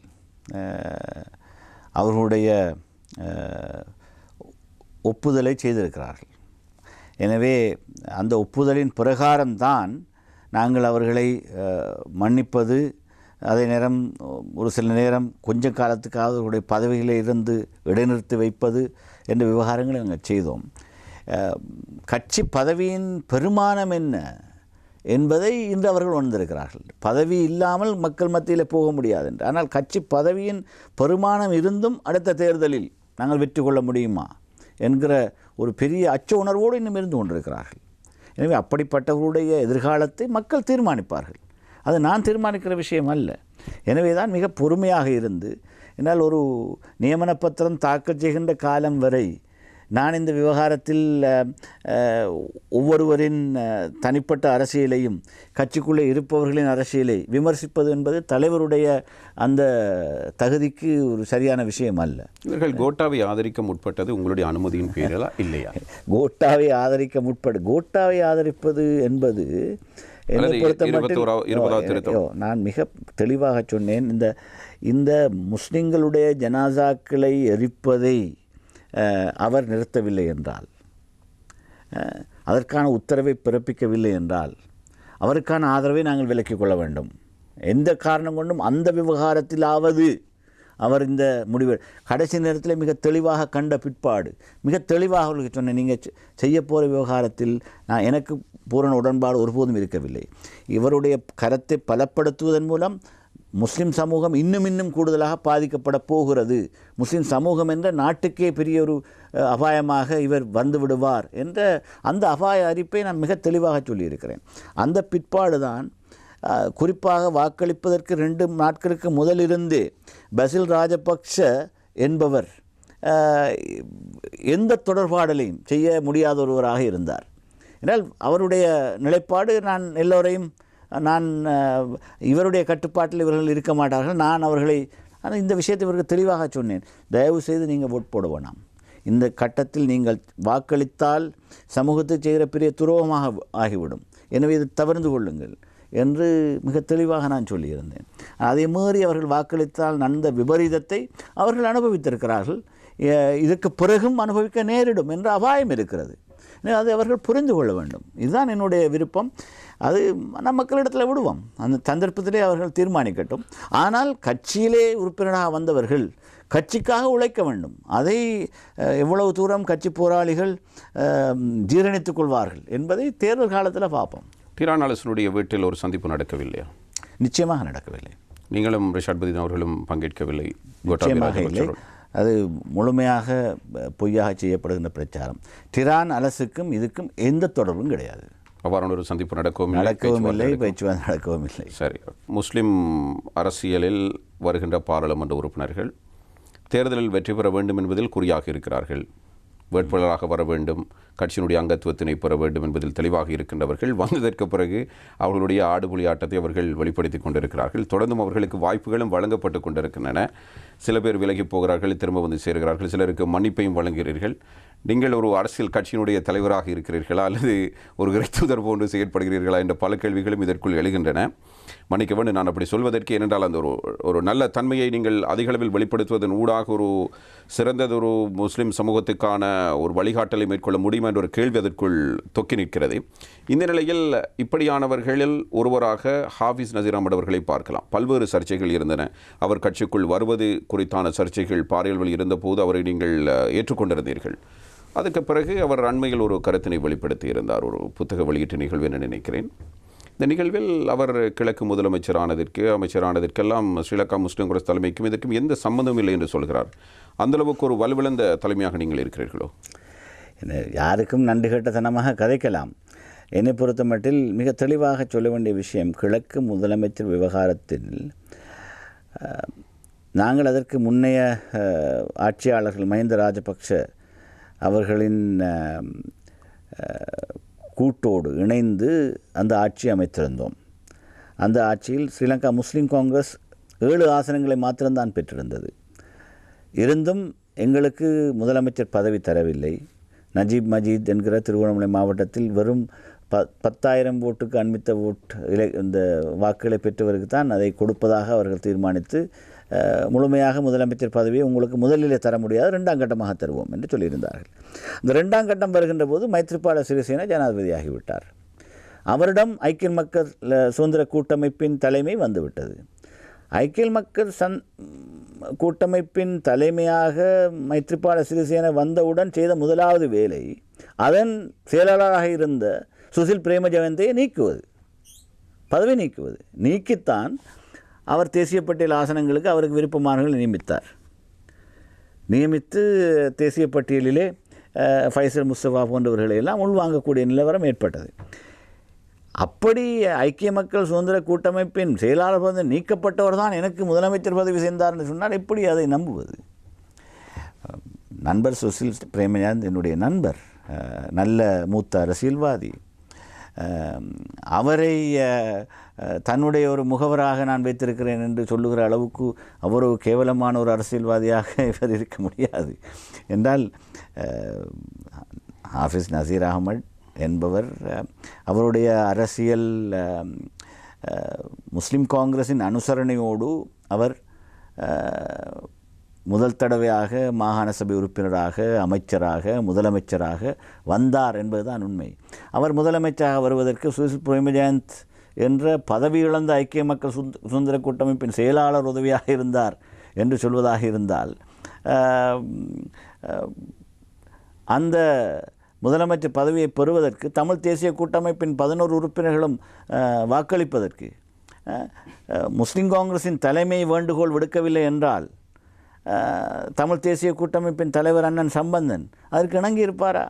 அவர் தனக்கு தமிழ் தேசிய கூட்டமைப்புக்கு முதலமைச்சர் பதவி வேண்டும் என்று பிடிவாதமாக இருந்தபோது நானாக போய் அவரிடம் மன்றாட்டமாக பேசி, அண்ணன் இந்த விவகாரத்தில் முஸ்லீம் காங்கிரஸுக்கு இந்த விட்டுக் கொடுப்பை செய்யுங்கள், நாங்கள் ஒரு நீண்ட பயணத்தை 2 அரசியல் தரப்புகளும் செய்ய வேண்டிய அவசியம் இருக்கிறது, எனவே உங்களுடைய கட்சி இந்த தடவை 2 அமைச்சு பதவிகளை பெற்றுக்கொண்டு நீங்கள் எங்களோடு ஆட்சி அமைக்க வாருங்கள் என்று அழைப்பு விடுத்த போது பெருந்தன்மையோடு அதை விட்டு கொடுத்து அவர் முன்னுக்கு வந்தார். இதையெல்லாம் மறைத்து விட்டு இவர் பேசுவது என்பது கட்சியில் பழையவர்கள் இருந்தார்கள், அதற்கு முன்பு மாகாண சபைக்கு தெரிவு செய்யப்பட்டவர்களும் இருந்தார்கள். அவர்களை விட்டுவிட்டு ஏன் இவர்கள் நீங்கள் தெரிவு செய்தீர்கள்? ஒரு என்றால் ஒரு முதலமைச்சர் பதவியை முகாமை செய்வதற்கான ஒரு அந்தஸ்து அவருக்கு இருக்கிறது என்ற நம்பிக்கையில் ஒரு கட்சிக்குள்ளே வந்த ஒருவரை நான் குறைத்து மதிப்பிடுவதில்லை. அவர் கட்சியை விட்டு நாளை ஓடி விடுவார் என்ற சந்தேகத்தின் பேரில் அவரை கையாளாமல் இருக்கிறவர்களின் திறமைகளை முழுமையாக பயன்படுத்திக் கொள்வோம் என்பதற்காக மற்றவர்களோடு பேசி முரண்பட்டவர்களையும் இணங்க வைத்து இந்த விஷயத்தில், அதில் குறிப்பாக அலிசாஹிர் மௌலானா என்பவருடைய ஆதரவில்லை என்றால் அவர் முதலமைச்சராக இருக்க முடியாது. ஷிப்லி ஃபாரூக் என்கிற உறுப்பினர் ஆதரவில்லை என இவர்களெல்லாம் அங்கிருந்து விட்டு வந்தவர்கள். எங்களுடைய ஆரிஃப் சம்சுதீன் போன்றவர்கள் இவரெல்லாம் மாற்றுக் கட்சியிலிருந்து முஸ்லீம் காங்கிரஸின் முதலமைச்சர் பதவிக்கு ஆதரவு தந்தவர்கள். அந்த நேரம் எங்களோடு இருந்த தயாகமகே போன்றவர்கள் எங்கள் எதிர்த்து நின்ற போதும் நாங்கள் அவர்களையும் இணங்க வைத்து ரணில் விக்ரமசிங்க அவர்களோடும் கதைத்து, அண்ணன் சம்பந்தனோடும் கதைத்து, இந்த விஷயங்களை அதுவும் ஜனாதிபதி மைத்ரிபால சிறிசேனோடு கதைத்து சாத்தியமாக்கி ஒரு 7 ஆசனம் 19 ஆசனங்கள் வேண்டும் ஆட்சி அமைக்க 7 ஆசனங்கள் வைத்திருக்கிற கட்சிக்கு முதலமைச்சர் பதவியை பெறுவதற்கு தலைவர் எடுத்த முயற்சிகளை மலினப்படுத்திவிட்டு இப்படி மட்டகரமாக பேசுகிற போது இதையெல்லாம் நான் பகிரங்கமாக அறிக்கை விட்டு கொண்டிருக்க வேண்டிய அவசியம் இல்லை. தெரிந்தவர்களுக்கு தெரியட்டும். நன்றி கட்டத்தனமாக பேசினால் அதை பற்றி என்னை போன்ற இடத்தில் இருப்பவர்கள் நான் புலம்பி திரிவது என்னுடைய தேவை அல்ல. அதற்கு அந்த கட்டத்திலே எதிர்காலத்திலே என்னத்தை அடைந்து கொள்வார் என்று பார்ப்போமே. நாளையும் அவரை மன்னித்து ஏற்று விடுவீர்களோ? என்னை பொறுத்த மட்டில் கட்சியோடு நான் எந்த காழ்ப்புணர்ச்சியோடும் யாரோடும் நடந்து கொள்வதில்லை. அவருடைய சொந்த நிகழ்வுகளில் என்னை அழைத்த போது நான் பங்கு கொள்கிறேன். ஏனென்றால் யாரோடும் தேவையற்ற பகை பாராட்டுகின்ற அரசியல் ரீதியாக கட்சிக்கு தவறிழைத்தால் அதுக்கு எதிராக நடவடிக்கை எடுப்போம். அவரை கட்சியிலிருந்து நீக்கி இருக்கிறோம். அதை முழுமையாக நாங்கள் அந்த விஷயத்தில் மிக தீவிரமாக இருப்போம். கட்சியில் இப்போ இதே மாதிரி சகோதரர் ஹிஸ்புல்லா இந்த கட்சியில் வந்து மீள இணைந்திருக்கிறார். முஸ்லீம் காங்கிரஸ் தான் தாய் கட்சி என்ற அந்த விஷயத்தில் யார் நம்பிக்கையோடு இருக்கிறார்களோ அவருக்கு எல்லோருக்கும் நாங்கள் கதவு திறந்து தான் வைத்திருப்போம். ஆனால் தாய் கட்சிக்கு மீண்டு வர விரும்புபவர்கள் தாய் கட்சியில் இருக்கிற மற்றவர்களின் சம்மதத்தோடு வர வேண்டும். அதுதான் முக்கியமான விஷயம். ஏன்னா எல்லோரோடும் நாங்கள் பேசி ஒரு இணக்கப்பாட்டோடு தான் நாங்கள் வர வேண்டும். யாருடைய எதிர்கால அபிலாஷைகளுக்கும் வேட்டு வைப்பதற்காக ஒரு சொந்த சுயநலத்துக்காக வருபவர்கள் பற்றி மிக கவனமாக இருக்க வேண்டும். அவ்வளவுதான். அதிலே மிச்சத்தை நாங்கள் மக்களிடம் விட்டு விடுவோம். முஸ்லீம் காங்கிரஸ் கட்சியினுடைய இந்த செயற்பாடு என்பது இந்த கட்சியினருக்கு இடையிலான ஒரு உடன்பாடு அல்லது மக்களோடு இருக்கின்ற ஒரு உடன்பாடு? மக்களோடு இருக்கிற உடன்பாடு. மக்களுடைய தேவை இன்றைக்கு ஹிஸ்புல்லாவை சேர்த்துக்கொள்ள வேண்டும் என்பது மட்டக்களப்பு மாவட்டத்தில் ஒவ்வொரு தளத்திலும் இருக்கிற மக்கள் மத்தியில் நாங்கள் பேசிய போது நீங்கள் முஸ்லீமாவை உள்வாங்குங்கள், அவரை கேட்க எங்களுக்கு அவரை உள்வாங்குவதில் எதிர்ப்பும் இல்லை என்று முஸ்லீம் காங்கிரஸ் ஆதரவாளர்கள் பரவலாக அவர்கள் எல்லோரும் பேசி மஷூரா செய்து தான் நாங்கள் உள்வாங்கினோம். அதில் எந்த பிரச்சனையும் கிடையாது, எந்த நிபந்தனையும் கிடையாது. நிபந்தனைகள் இல்லாமல் அவர் வருவதாக இருந்தால் அதை நாங்கள் முழுமையாக வரவேற்போம். நம்பிக்கையினமற்று செயற்திறனற்று செயற்படுகின்றவர்களுக்கு ஏன் தலைமை தொடர்ந்தும் மன்னிப்பையும் ஆதரவையும் வழங்கி கொண்டிருக்கிறது? தளத்திலே கட்சியின் உறுப்பினராக இருப்பவர்கள் பாராளுமன்ற ஆசனத்தில் சட்ட ரீதியாக நடவடிக்கை எடுக்கின்ற போது நடக்கிற விவகாரம் உங்களுக்கு தெரியும். அதில் இருக்கிற அசாத்தியப்பாடுகள் என்ற விவகாரத்தையும் தெரிந்து கொண்டு பாராளுமன்ற சமன்பாட்டிலே முஸ்லீம் காங்கிரஸின் கையை நானாகவே பலவீனப்படுத்திக் கொள்ளாமல் பக்குவமாக இந்த விஷயங்களில் கொஞ்சம் மெத்தன போக்கோடு நடந்து கொள்வது சமூகத்தின் அரசியல் பேரம் பேசும் சக்தியை தக்க வைத்துக் கொள்வதற்கான ஒரு உபாயமே ஒழிய இது இவர்களுக்கு நான் ஒரு சான்றிதழ் கொடுக்கிறேன் என்பதல்ல. அந்த சான்றிதழை மக்கள் தான் அவர்களுக்கு கொடுக்க வேண்டும். ஏன்னா அதை முஸ்லீம் காங்கிரஸின் தலைவர் இவர்களுக்கு மன்னிப்பு கொடுத்து அவர்களை மீண்டும் அரசியல் இணைத்து கொண்டு செயல்படுகிறார் என்பதற்காக தொடர்ந்தேச்சியாக இவர்களைத்தான் பாராளுமன்ற உறுப்பினராக அனுப்ப வேண்டும் என்பது என்னுடைய தீர்மானம் அல்ல, அது மக்களுடைய தீர்மானம். அவர்கள் எடுப்பார்கள். அதில் தலைமை தவறளித்தால் தலைமையும் தண்டிக்கின்ற அதிகாரம் அவர்களுக்கு இருக்கிறது. தலைமை தானே வேட்பாளர் அந்தஸ்தினை வழங்குகிறது. வேட்பாளர் அந்தஸ்து வருகிற போது அதை பார்ப்போமே. இப்போ நாங்கள் அவசரப்படுவது. அப்போது ஏதோ திட்டம் இருக்குது. இல்லை, திட்டம் என்று ஒன்றும் என்னிடத்தில் கிடையாது. நான் இதையுமே ஒரு ஓரவஞ்சனையோடு பார்ப்பவன் அல்ல. அந்த கட்டத்தில் மக்களுடைய தீர்மானம் என்ன, கட்சியுடைய தீர்மானம் என்ன, நல்ல மஷூரா செய்யப்பட வேண்டும். ஒழுங்காக மஷூரா பற்றி உங்கள் எல்லாருக்கும் தெரியும். மஷூரா என்பது கலந்துரையாடல். இந்த கலந்துரையாடலை செய்யாமல் எந்த முடிவுக்கும் வருவதில்லை. எனவே அதில் எங்கெல்லாம் கலந்துரையாடல் சரியாக செய்யப்படவில்லை அங்கே எல்லாம் பிழைத்திருக்கிறது. இதுதான் பிரச்சனை.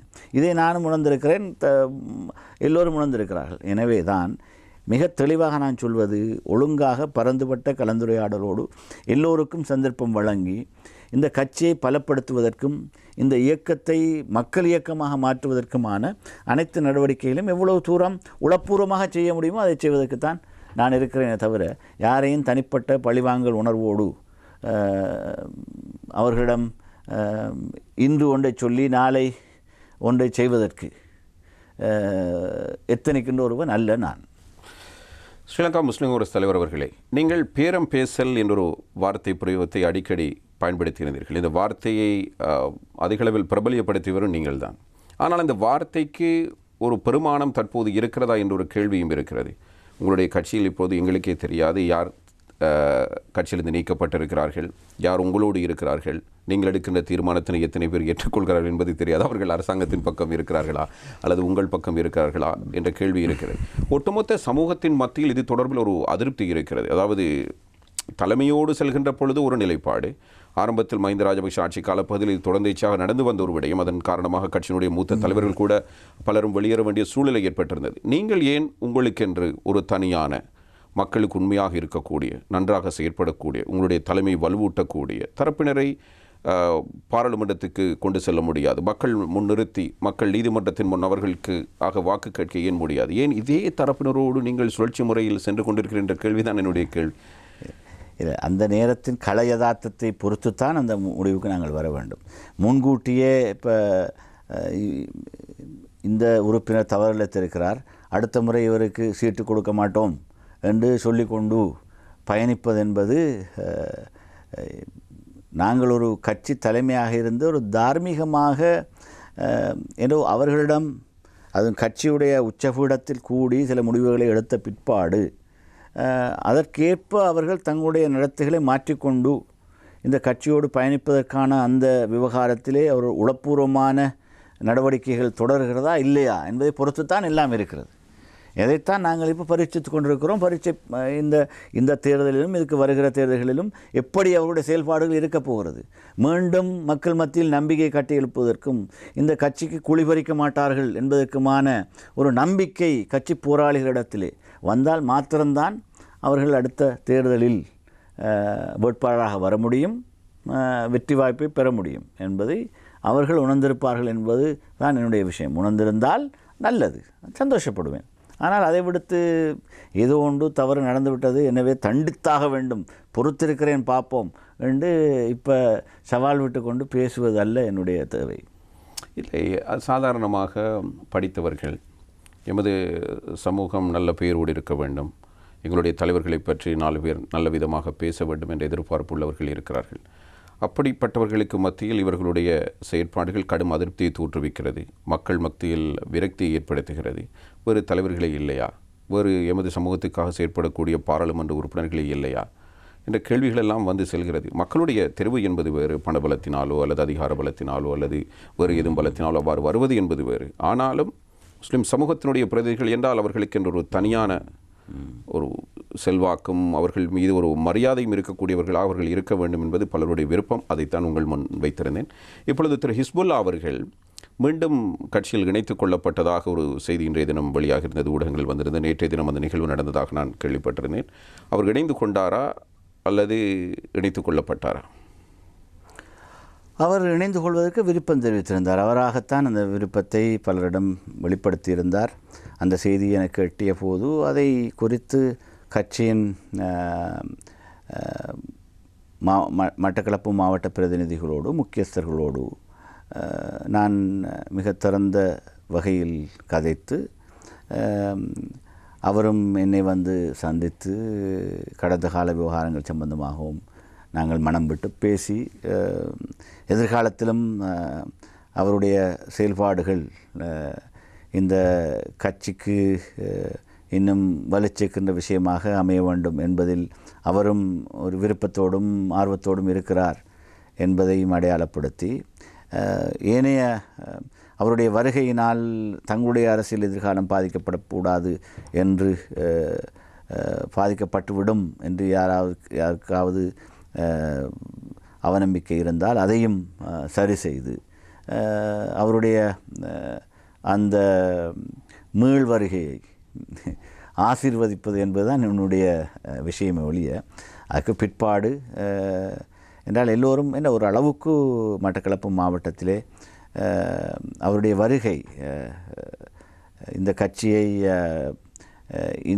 அடுத்த தேர்தலில் முடியுமானால் ஒரு 2 ஆசனத்தை கூட பெறக்கூடிய நிலைமைக்கு கொண்டு போகவிடலாம் என்று தனிப்பட்ட முறையிலே காத்தாங்குடி என்ற பிரதேசத்தை மையப்படுத்தி அவருடைய அரசியல் தொடர்ந்தும் பலமாக இருந்து வந்திருக்கிறது. முஸ்லீம் காங்கிரஸ்க்கு அங்கு மட்டும்தான் கொஞ்சம் பலவீனமே ஒழிய மற்ற இடங்களில் முஸ்லீம் காங்கிரஸ் பெரிதாக பலவீனப்படவில்லை. அதை அவரும் தெரிந்திருக்கிறார். முஸ்லீம் காங்கிரஸ் இல்லாத காரணத்தினால் அவருக்கு பாராளுமன்ற ஆசனம் ஒரு தடவைகள் நடந்திருக்கிறது. எனவே இந்த பட்டறிவோடு அவர் முஸ்லீம் காங்கிரஸில் மீண்டும் இணைகிறார் என்ற விஷயம் குறித்து எங்களுக்கு எந்த ஆட்சேபனையும் இருக்கவில்லை. அவருடைய பாராளுமன்ற உறுப்பினராகும் தெரிவு என்பது உறுதியாகிறது இதன் மூலம். அல்லாஹ்வுடைய நாட்டம் அப்படி இருந்தால் அது நடந்தாகட்டும். அதே நேரம் கட்சிக்கும் அவரை போன்ற ஒரு பழுத்த அரசியல் அனுபவம் உள்ள ஒருவர் இருப்பது, அவருடைய நம்பகத்தன்மை சம்பந்தமான பிரச்சனைகளை பற்றி ஒரு சிலர் பேசுவார்கள். அதிலும் அவருடைய ஆளுமையில் அது ஒரு பலவீனமாக இருந்துவிடக்கூடாது என்பது அவருக்கு இருக்கிற ஒரு கவலையாக இருக்க வேண்டும் என்பதுதான் என்னுடைய எதிர்பார்ப்பு. எனவே இதை அவர் இன்னும் கட்டி வளர்த்து கொண்டு கட்சி போராளிகள் மத்தியில் முஸ்லீம் காங்கிரஸின் தலைமையோடு இணைந்து இந்த இயக்கத்தை பலப்படுத்துகின்ற முயற்சியில் அவர் ஈடுபடுவார் என்பதில் நாங்கள் நம்பிக்கையோடு இருக்கிறோம். சகோதரர் ஹரீஸ் இப்போது கட்சியில் இல்லையா? கட்சியில் இருக்கிறார். நேற்று கூட கட்சியின் கூட்டங்களில் கலந்து கொண்டார். நான் போன இடங்களில் கூட்டங்களில் கலந்து கொண்டார். அவருக்கும் சில விவகாரங்களில் கொஞ்சம் சலனங்கள் இருந்திருக்கலாம். ஆனால் அந்த சலனங்கள் சம்பந்தமான சந்தேகங்களை தீர்த்து வைக்க வேண்டிய அவசியம் எனக்கு இருக்கிறது. அவர் அதை நம்பிக்கையோடு தலைமை சம்பந்தமான விவகாரங்களில் அவருடைய கடந்த கால நடவடிக்கைகள் சம்பந்தமாக அவரும் சில விஷயங்களில் கொஞ்சம் இன்னும் பொறுப்புணர்ச்சியோடு நடந்து கொண்டிருக்க வேண்டும் என்பதுதான் என்னுடைய எதிர்பார்ப்பு. எனவே யாரும் தவறுகளை விடலாம். தவறுகளை விட்டால் அதை குறித்து மனம் வருந்தி கட்சியோடு மீண்டும் இணைந்து செயல்படுவதற்கு விருப்பமுடையவர்களாக இருந்தால் அதை அந்தந்த பிரதேசங்களிலே என்றால் கட்சிக்கும் அதனுடைய இந்த உள்ளூராட்சி சபை தேர்தல் நடவடிக்கைகளுக்கும் முழுமையான ஒத்துழைப்பை தந்து அதிலே செயல்படுகின்ற விதத்தின் மூலம் கட்சி அடிமட்ட உறுப்பினர்களோடு தனக்கு இருக்கிற உறவை இன்னும் அவர் பலப்படுத்திக் கொள்வதற்கு அதுவும் ஒரு வாய்ப்பாக அமையும். எனவே அதையெல்லாம் அவர்கள் இதே சுத்தியோடு செய்ய வேண்டும். செய்து நடந்திருக்கின்ற பழுதுகளை சரிபார்க்க வேண்டும். இதற்கு ஒரு சந்தர்ப்பத்தை கொடுப்போம் இன்ஷா அல்லாஹ். அது அவரை பொறுத்த விஷயம். நம்பிக்கையோடு நேற்று கூட்டங்களிலே உளப்பூர்வமாக கலந்து கொண்டார். அதில் எனக்கு பூரண திருப்தி. உங்களுடைய தலைமையில் ஸ்ரீலங்கா முஸ்லீம் காங்கிரஸ் ஒரு புரட்சிகரமான மாற்றத்தை காண வேண்டும் என்பது எங்களை போன்றவர்களுடைய விருப்பமாக இருக்கிறது. அதே விருப்பம் பலருக்கும் இருக்கும் என்று நாங்கள் நினைக்கிறோம். அது ஒரு புறம் இருக்கட்டும். இப்போது தேர்தல் காலம். இந்த தேர்தல் விவகாரத்தில் ஐக்கிய மக்கள் சக்தியோடு இணைந்து போட்டியிடுவதா இல்லையா என்பது தொடர்பில் ஒரு தீர்மானம் இல்லை என்பது நீங்கள் கண்டியில் வைத்து ஊடகங்கள் சந்திப்பில் குறிப்பிட்டிருந்தீர்கள். அதாவது வடகிழக்குக்கு வெளியே இப்படியான ஒரு தீர்மானம் எடுப்பதற்கு என்ன காரணம்? இல்லை, வடகிழக்குக்கு வெளியே ஸ்ரீலங்கா முஸ்லீம் காங்கிரஸ் சேர்ந்து ஐக்கிய மக்கள் சக்தியோடு நாங்கள் பயணிப்பதற்கு கடந்த தேர்தலும் ஐக்கிய தேசிய கட்சியாக இருந்தபோது சேர்ந்து பயணித்த இடங்களில் நாங்கள் பெற்ற ஆசனங்களை தக்க வைத்துக் கொள்வது மாத்திரமல்ல, இயலுமாக இருந்தால் தேவையான இடங்களில் இன்னும் சில இடங்களில் கூடுதலான ஆசனங்களை பெற்றுக்கொள்ள வேண்டும் என்ற விருப்பத்தோடு சில பேச்சுவார்த்தைகள் நாங்கள் ஈடுபட்டிருக்கிறோம். எனவே எங்களுடைய நியாயபூர்வமான கோரிக்கைகளை அவர்கள் ஏற்றுக்கொள்வார்களாக இருந்தால் இந்த எதிர்வரும் உள்ளூராட்சி சபை தேர்தலில் ஐக்கிய மக்கள் சக்தியின் நேச சக்தியாக இருக்கிற முஸ்லிம் காங்கிரஸ் உடன்பாட்டோடு நாங்கள் பயணிப்பதற்கு தான் விரும்புகிறோம்.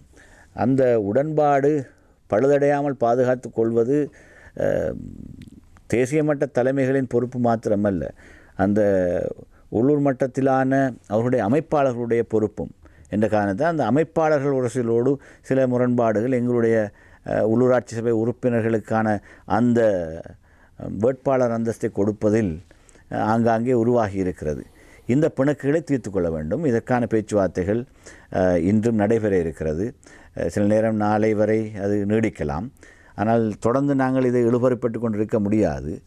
எங்களுக்கு ஆசனங்கள் பெறுவதற்கு அசாத்தியமாகிவிடும் என்ற நிலைமை ஏற்பட்டால் சில இடங்களில் நாங்கள் தனித்து போட்டிவிட வேண்டி ஏற்படலாம்.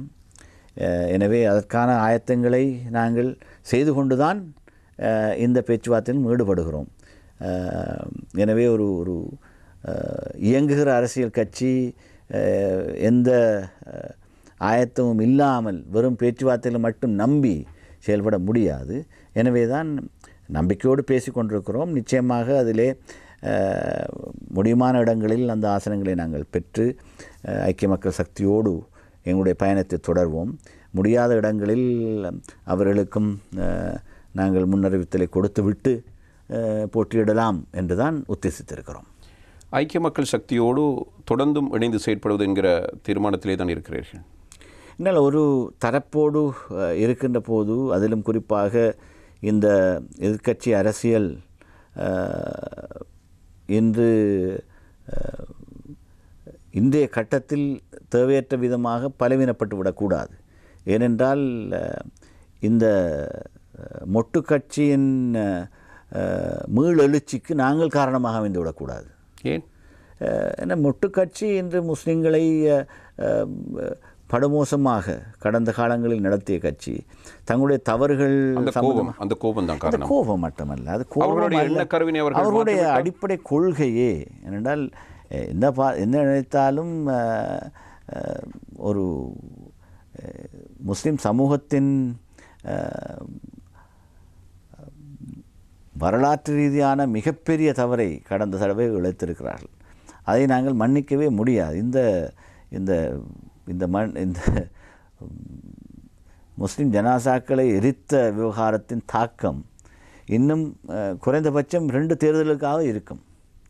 எனவே தான் அதை அடிப்படையாக வைத்துத்தான் நான் இந்த கட்டத்திலே அவர்களோடு எந்த கூட்டுக்கும் நாங்கள் தயாராக முடியாது என்பதுதான் எங்களுடைய நிலைப்பாடு. எனவே அவர்கள் தாங்களாக திருந்தி முஸ்லிம் சமூகத்திற்கு இழைக்கப்பட்ட தவறுகள், பிரச்சார ரீதியாக முஸ்லிம் சமூகத்தை வேண்டுமென்றே இல்லாத பொல்லாத குற்றச்சாட்டுகளை சொல்லி எங்களுக்கு பலத்த சந்தேகம் இருக்கிறது. உயிர்த்த ஞாயிறு தாக்குதல் கூட ஒரு அரசியல் ரீதியாக செய்யப்பட்ட ஒரு சூழ்ச்சி என்று நாங்கள் இன்னும் நம்புகிறோம். எனவே இந்த பின்னணியில் இந்த கும்பலோடு நாங்கள் பயணிக்க முடியாது, அவர்களை பலப்படுத்தவும் முடியாது. ஒருவேளை அவர்கள் சார்ந்திருக்கிற ஜனாதிபதி அடுத்த வேட்பாளராக வந்தால் ரணில் விக்ரமசிங்க அவர்கள், அவர் வெற்றி பெறுவதற்கான ஒரு வாய்ப்பு இருப்பதாக ஒரு அரசியல் கணிப்பும் இருந்தால் நீங்கள் யாரை ஆதரிப்பீர்கள்? தோல்வியடைய போய்விடுவாரோ என்று எதிர்பார்க்கப்படுகிற ஒரு வேட்பாளரை, அல்லது இவர் வெற்றியடையக்கூடும், அவர்களோடு நாம் இணைந்து கொள்ளலாம் என்கிற ஒரு வேட்பாளரை? இது ஒரு நம்பிக்கை வந்து ஐக்கிய மக்கள் சக்தியின் ஆதரவு இல்லாமல் அவர் தனியே மொட்டு கட்சியின் ஆதரவோடு மாத்திரம் வெல்ல முடியாது. மொட்டு கட்சி தவிர்த்த ஏனைய கட்சிகள், குறிப்பாக சிறுபான்மை இனங்களை பிரதிநிதித்துவப்படுத்துகின்ற ஸ்ரீலங்கா முஸ்லீம் காங்கிரஸ் போன்ற முஸ்லீம் கட்சிகள் உட்பட மலையக கட்சிகள், தமிழ் தேசிய கூட்டமைப்பு, ஏனைய தமிழ் தரப்புகளும், இவை எல்லாம் சேர்ந்து, ஏனென்றால் அவரை பொறுத்த மட்டிலே அவருக்கு இருக்கின்ற அவர் சேர்ந்திருக்கிற இடம் பிழை, அவர் சார்ந்திருக்கிறார் தான். அதில் ஒரு பிரச்சனை என்னென்றால் ஒவ்வாத ஒரு கூட்டை வைத்துக்கொண்டு அவரால் பயணிக்க முடியுமா என்ற விஷயம். அவரை நாங்கள் அந்த கூட்டிலே இருந்து பிரித்தெடுத்தே ஆக வேண்டும். அவர் அங்கிருந்து விலகவில்லை என்றால் அவருடைய அரசியல் எதிர்காலம் என்பது கேள்விக்குறியாகத்தான் இருக்கும். எனவே தான் அவர் இதிலே இன்னும் கொஞ்சம் கூடுதலாக எப்படியெல்லாம் அவர்களை தூரப்பட முடியுமே தூரப்படுவதற்கு அவர் முயற்சிக்க வேண்டும். என்றால் அவர் நினைக்கிற போது அவரை சார்ந்த ஒரு சிலர் நினைக்கிறார்கள், இந்த மொட்டு கட்சியின் சிங்கள தீவிரவாத போக்கு, அதே நேரம் இவருடைய சிறுபான்மை இனங்களோடு சிநேகபூர்வமான உறவு, இந்த ரெண்டுக்கும் முடிச்சு போடலாம் என்று நினைக்கிறார்கள். ரெண்டும் இரு துருவங்கள். முடிச்சு போடுவது அவ்வளோ இலகுவான விஷயம் அல்ல. எனவே அந்த முடிச்சு போடுற விவகாரத்தில் நாங்களும் போய் மூன்றாம் தரப்பாக நின்று கொண்டு இதற்கு முண்டு கொடுப்பது என்பது கொஞ்சம் கஷ்டமான விவகாரம். இது அவருக்கு இருந்தால் அதான் நிலைமை. அதைத்தான் அவருக்கு நாங்கள் தெளிவுபடுத்தி இருக்கிறோம். நீங்கள் உயிர்த்த ஞாயிறு தாக்குதல் பற்றி அடிக்கடி நாடாளுமன்றத்தில் பேசியிருந்தீர்கள். அதே நேரம் நான் கேள்விப்பட்டேன், நாடாளுமன்றத்தில் இருக்கின்ற இப்பொழுது மலல்குட விசாரணை ஆணைக்குழு அறிக்கை, ஜனாதிபதி விசாரணை ஆணைக்குழு அறிக்கை, தெரிவுக்குழு அறிக்கை என்றெல்லாம் நீங்கள் அனைத்தையும் பக்கம் பக்கமாக வாசிக்கிறீர்கள் என்று நான் கேள்விப்பட்டேன். உண்மையா? என்றால் இதனுடைய உண்மையை நாங்கள் கண்டறிய வேண்டும். அதான், அதில் நீங்கள் ஆழமாக இருக்கிறீர்கள். என்ன நடந்தது என்பதை பற்றி ஒரு பூரணமான ஒரு தெளிவினை அடைய வேண்டும் என்பதில் நீங்கள் அந்த கற்றுக்கொண்ட பாடம் என்ன? அதாவது அதில் நீங்கள் தெரிந்து கொண்டிருக்கிற அந்த சாராம்சம் என்ன? இல்லை, எல்லா விஷயங்களையும் பகிரங்கமாக சொல்லப்போனால் நீண்ட நேரம் எடுக்கும். ஆனால் என்னை பொறுத்த மட்டில் நிறைய உண்மைகள் மறைக்கப்பட்டிருக்கின்றன. இந்த நாட்டின்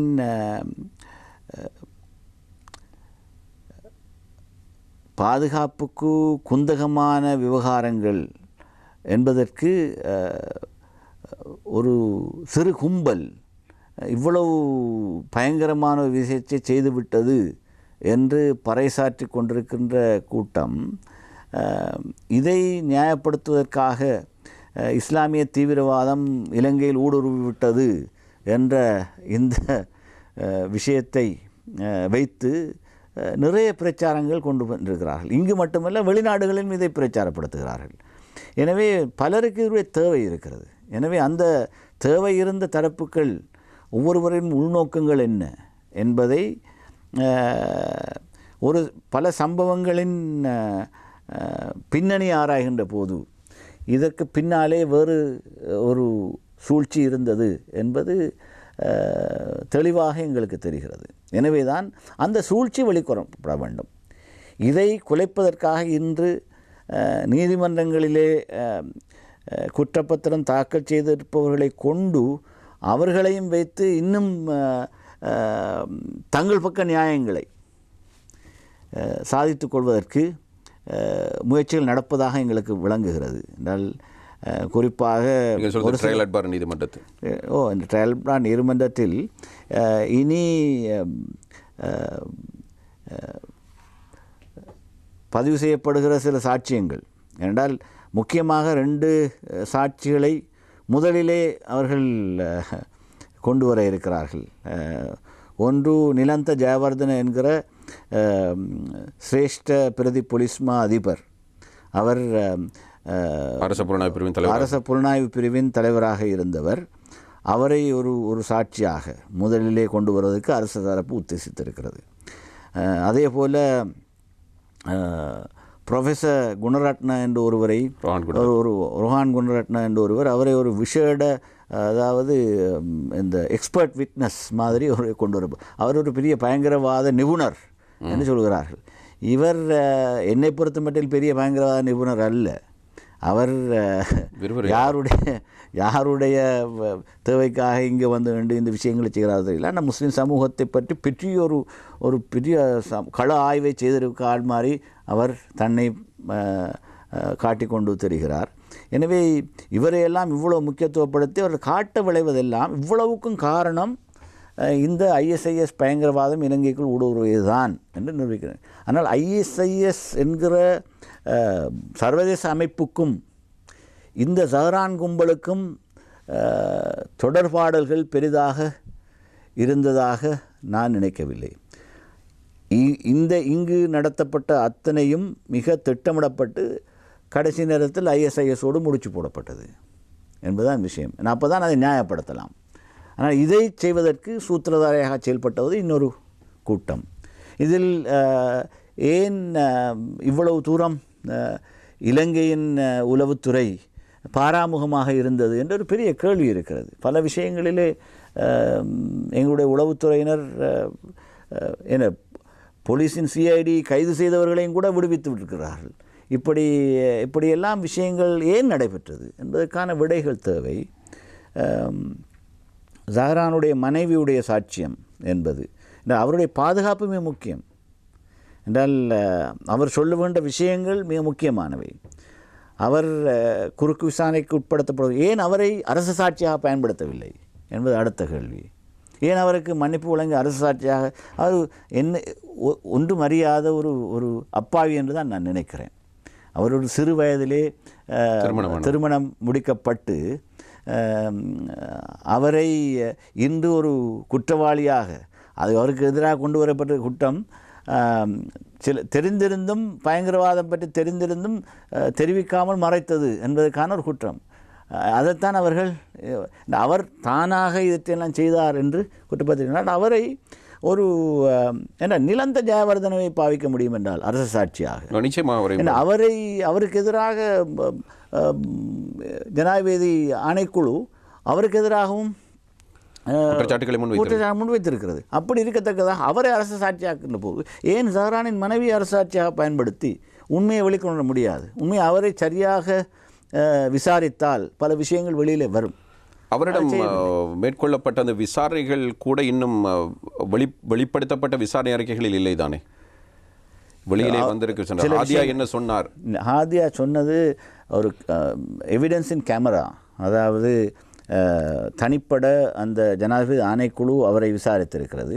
அதனுடைய அனைத்து பதிவுகளும் இன்று எங்களிடத்தில் இருக்கிறது, பாராளுமன்றத்தில் இருக்கிறது. அவற்றை நாங்கள் பரிசீலிக்கிறோம். அதிலே பல இடைவெளிகள் இருக்கின்றன. அதை மீண்டும் அவரை ஒழுங்காக விசாரித்து சரியான திக்கிலே இந்த விசாரணை கொண்டு போக முடியும். அதே நேரம் ஷானி அபேசேகர போன்ற திறமையான இந்த குற்றப்புலனாய்வு துறையின் நீண்ட அனுபவத்தை கொண்ட புலனாய்வாளர்கள் அவர்களையும் தேவையற்ற முறையில் குற்றஞ்சாட்டி அவர்களையும் ஒதுக்கி வைத்துவிட்டு செய்கிற இந்த விளையாட்டிலே எங்களுக்கு சந்தேகம் இருக்கிறது. என்றால் அவர் இந்த விஷயத்தின் சரியான துப்புத்துளக்களை செய்து கொண்டு போனார்.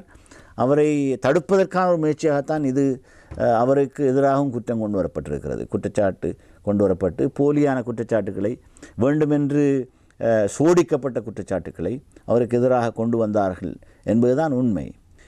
எனவே இது விவகாரமாக சில விஷயங்கள் நீதிமன்றங்கள் முன்னால் இருக்கிற நிலையில் நான் கூடுதலாக பேச விரும்பவில்லை. ஹிஜாஸ், ஹிஸ்புல்லா போன்றவர்களை கூட தேவையற்ற முறையில் சம்பந்தப்படுத்துவதற்கு முயற்சித்தார்கள். ஏன் முயற்சித்தார்கள்? ஏன் ஹிஜாஸ், ஹிஸ்புல்லாவை இதனோடு முடிச்சு போட வேண்டும்? இதெல்லாம் இதுக்கு பின்னால் வேண்டும் என்று ஏதாவது முக்கிய துறையினருக்கு இதை திசை திருப்புகிற நோக்கம் இருந்ததா என்ற சந்தேகம் பலமாக எழுகிறது. நீங்கள் அந்த அபூஹின் பற்றி அடிக்கடி பேசியிருந்தீர்கள். அதாவது அந்த காலப்பகுதியிலும் பேசினா அதற்கு பின்னரான காலப்பகுதியிலும் பேசியிருந்தீர்கள் அபூஹின் பற்றி. இவர் என்ன உள்நாட்டுக்காரரா அல்லது வெளிநாட்டுக்காரரா? இல்லை, அபு ஹிந்த் என்பவர் ஒரு சைபர் பர்சனாலிட்டி. அவர் ஒரு உண்மையான ஒரு ஆள் அல்ல. அவருக்கு பின்னாலே இருக்கின்ற குரல் ஒருவருடைய குரல். அபு ஹிந்த் என்று பேசுவரை நான் நினைக்கவில்லை யாரும் கண்டிருப்பார்கள். இவர்கள் ஏமாந்து விட்டார்கள். இல்லை, அபு ஹிந்தை ஒரு பெரிய ஒரு இஸ்லாமிய கோட்பாட்டுவாதியாக இவர்கள் ஏற்றுக்கொண்டு விட்டார்கள். இவர்களை ஏற்றுக்கொள்ள வைத்தார்கள். அதான் உண்மை. எனவே அபு ஹிந்த் அங்கிருந்து கொண்டு கதைப்பதை பற்றி அடிக்கடி ஹாதியா தன்னுடைய வாக்குமூலங்களில் சொல்கிறார். மணிக்கணக்கிலே அபு ஹிந்தோடு கதைத்து கொண்டிருப்பார் தன்னுடைய கணவர் என்று. அவர்தான் இவருக்கு கோட்பாட்டு ரீதியான அனைத்தையும் தலையிலே போடுவது என்ற ஒரு விஷயம். எனவே இவர் யார்? அந்த சைபர் பர்சனாலிட்டி என்ற விவகாரங்களை உருவாக்கி அவர்களின் மூலம் சில விஷயங்களை செய்விப்பது என்பது, மூளைச்சலவை செய்வது என்பது தான் நடந்திருக்கலாம் என்ற சந்தேகம் இருக்கிறது. அதே போல் இதனோடு இன்னும் தூர இருக்கிற இந்த மத்திய கிழக்கு நாடுகளிலே பெரிய பிரச்சனைகள் உருவாக்கி இருக்கிற உளவுத்துறைகள் இருக்கின்றன. அவைகளும் இதில் சம்பந்தப்பட்டிருக்கின்றனவா என்ற விவகாரம் இருக்கிறது. எனவே நான் எதையும் வெளிப்படையாக சொல்ல விரும்பவில்லை. எனவே இந்த முஸ்லிம்களையும் கத்தோலிக்கர்களையும் மோதவிட்டு அதன் மூலம் அரசியல் நன்மை யாருக்கு வர முடியும் என்பது அதுக்கு முன்னைய தேர்தலை வைத்து பார்த்தால் எங்களுக்கு எல்லாருக்கும் தெரியும். இது ஒரு தேர்தலை மையமாக வைத்ததா, 2 தேர்தலைக்கு மையமாக வைத்ததா? அது சம்பந்தமான அனுமானங்கள் இருக்கின்றன. ஒவ்வொரு தரப்புகளும் பெரிய தடுமாற்றங்களை அடைய நேரிடலாம். ஆனால் தேர்தல்கள் அந்த கட்டத்தில் எங்கெங்கெல்லாம் நடந்ததோ அவற்றையெல்லாம் பற்றி எங்களுடைய இந்த விஷயத்தில் போக்கின்ற போது அதற்றையெல்லாம் பார்க்க வேண்டும். எங்கிருந்து இப்படி ஒவ்வொரு கட்டத்திலும் இந்த விஷயங்கள் நகர்த்தப்பட்டன. கடைசி வரை உள்நாட்டில் நடந்த கூட்டுக்கள் ஒவ்வொரு மைத்ரிபால சிறிசேனவுக்கும் மொட்டு கட்சிக்கும் இடையிலான பேச்சுவார்த்தைகளும் சமாந்தரமாக நடந்து கொண்டு போகிறது. திடீரென்று பேச்சுவார்த்தை முறிந்தவுடனே உயிர்த்த ஞாயிறு தாக்குதல் நடக்கிறது. பேச்சுவார்த்தைகள் சாத்தியமாக இருந்தால் ஒருவேளை வெடித்திருக்காதோ இல்லை, கொஞ்ச நேரம் அது தாமதமாக இருக்கலாம். என்ன கட்டத்தில் எங்கெங்கு அதனால் நன்மை அடையக்கூடிய தரப்புகள் இருந்தன என்ற விவகாரங்களோடு நாங்கள் ஒப்பிட்டு பார்க்க வேண்டும். ஏன் இதனால் நன்மை அடைந்தவர் யார் என்றால் you have to beneficiary theory என்று ஒன்று இருக்கிறது. Who was the beneficiary of this bomb blast என்ற விஷயம் இருக்கிறது. ஸோ அந்த கட்டத்திலே நடந்ததனால் யார் நன்மை அடைந்தார்கள் என்ற விவகாரத்தை ஒப்பிட்டு பார்க்கிற போது சூத்திரதாரிகள் சம்பந்தமான சந்தேகங்கள் என்பது வலுப்பது நிச்சயமாக நடக்கப் போகிறது. இப்படியும் ஒரு சந்தேகம் வரலாமா? 52 நாள் அந்த அரசியல் பிரச்சனையின் போது ஒருவேளை SLMC ACMC அரசாங்கத்தோடு இணைந்து அந்த அரசாங்கம் தொடர்ந்திருந்தால் இந்த பிரச்சனை வந்திருக்காதோ? அப்படி ஒரு ஊகத்தை சொல்கிறார்கள். எனவே அது எங்களுக்கு தெரிஞ்சிருக்கவில்லை. எங்களுக்கு சொல்லியிருந்தால் நாங்கள் இணைஞ்சும் இருப்போம். இப்படி தடுப்பதற்கு இப்படி ஒரு பெரிய ஒரு மடுப்பாத நிகழ்ச்சி நடக்கும், எனவே அதற்காக நீங்கள் இணையுங்கள் என்று யாராவது சொல்லியிருந்தார். அது அந்த நேரத்தில் நாங்கள் நம்பி இருக்க மாட்டோம். ஆனால் நான் சொல்கிறேன்டா, இந்த சமூகத்துக்கு மிகப்பெரிய பழியை கொண்டு வந்தது மட்டுமல்ல, சகோதர சமூகத்தில் இப்படி உயிரிழப்புகளை நடத்தியிருக்கிற இந்த அகோர சம்பவத்தை வெறும் ஆட்சி அதிகாரத்தை கைப்பற்றுவதற்கு யாராவது செய்திருந்தால் அவர்கள் நிச்சயமாக தண்டிக்கப்பட வேண்டும். தண்டிக்கப்படுவார்கள். இந்த நாட்டில் இதற்கெல்லாம் தண்டனை கிடைக்கும்.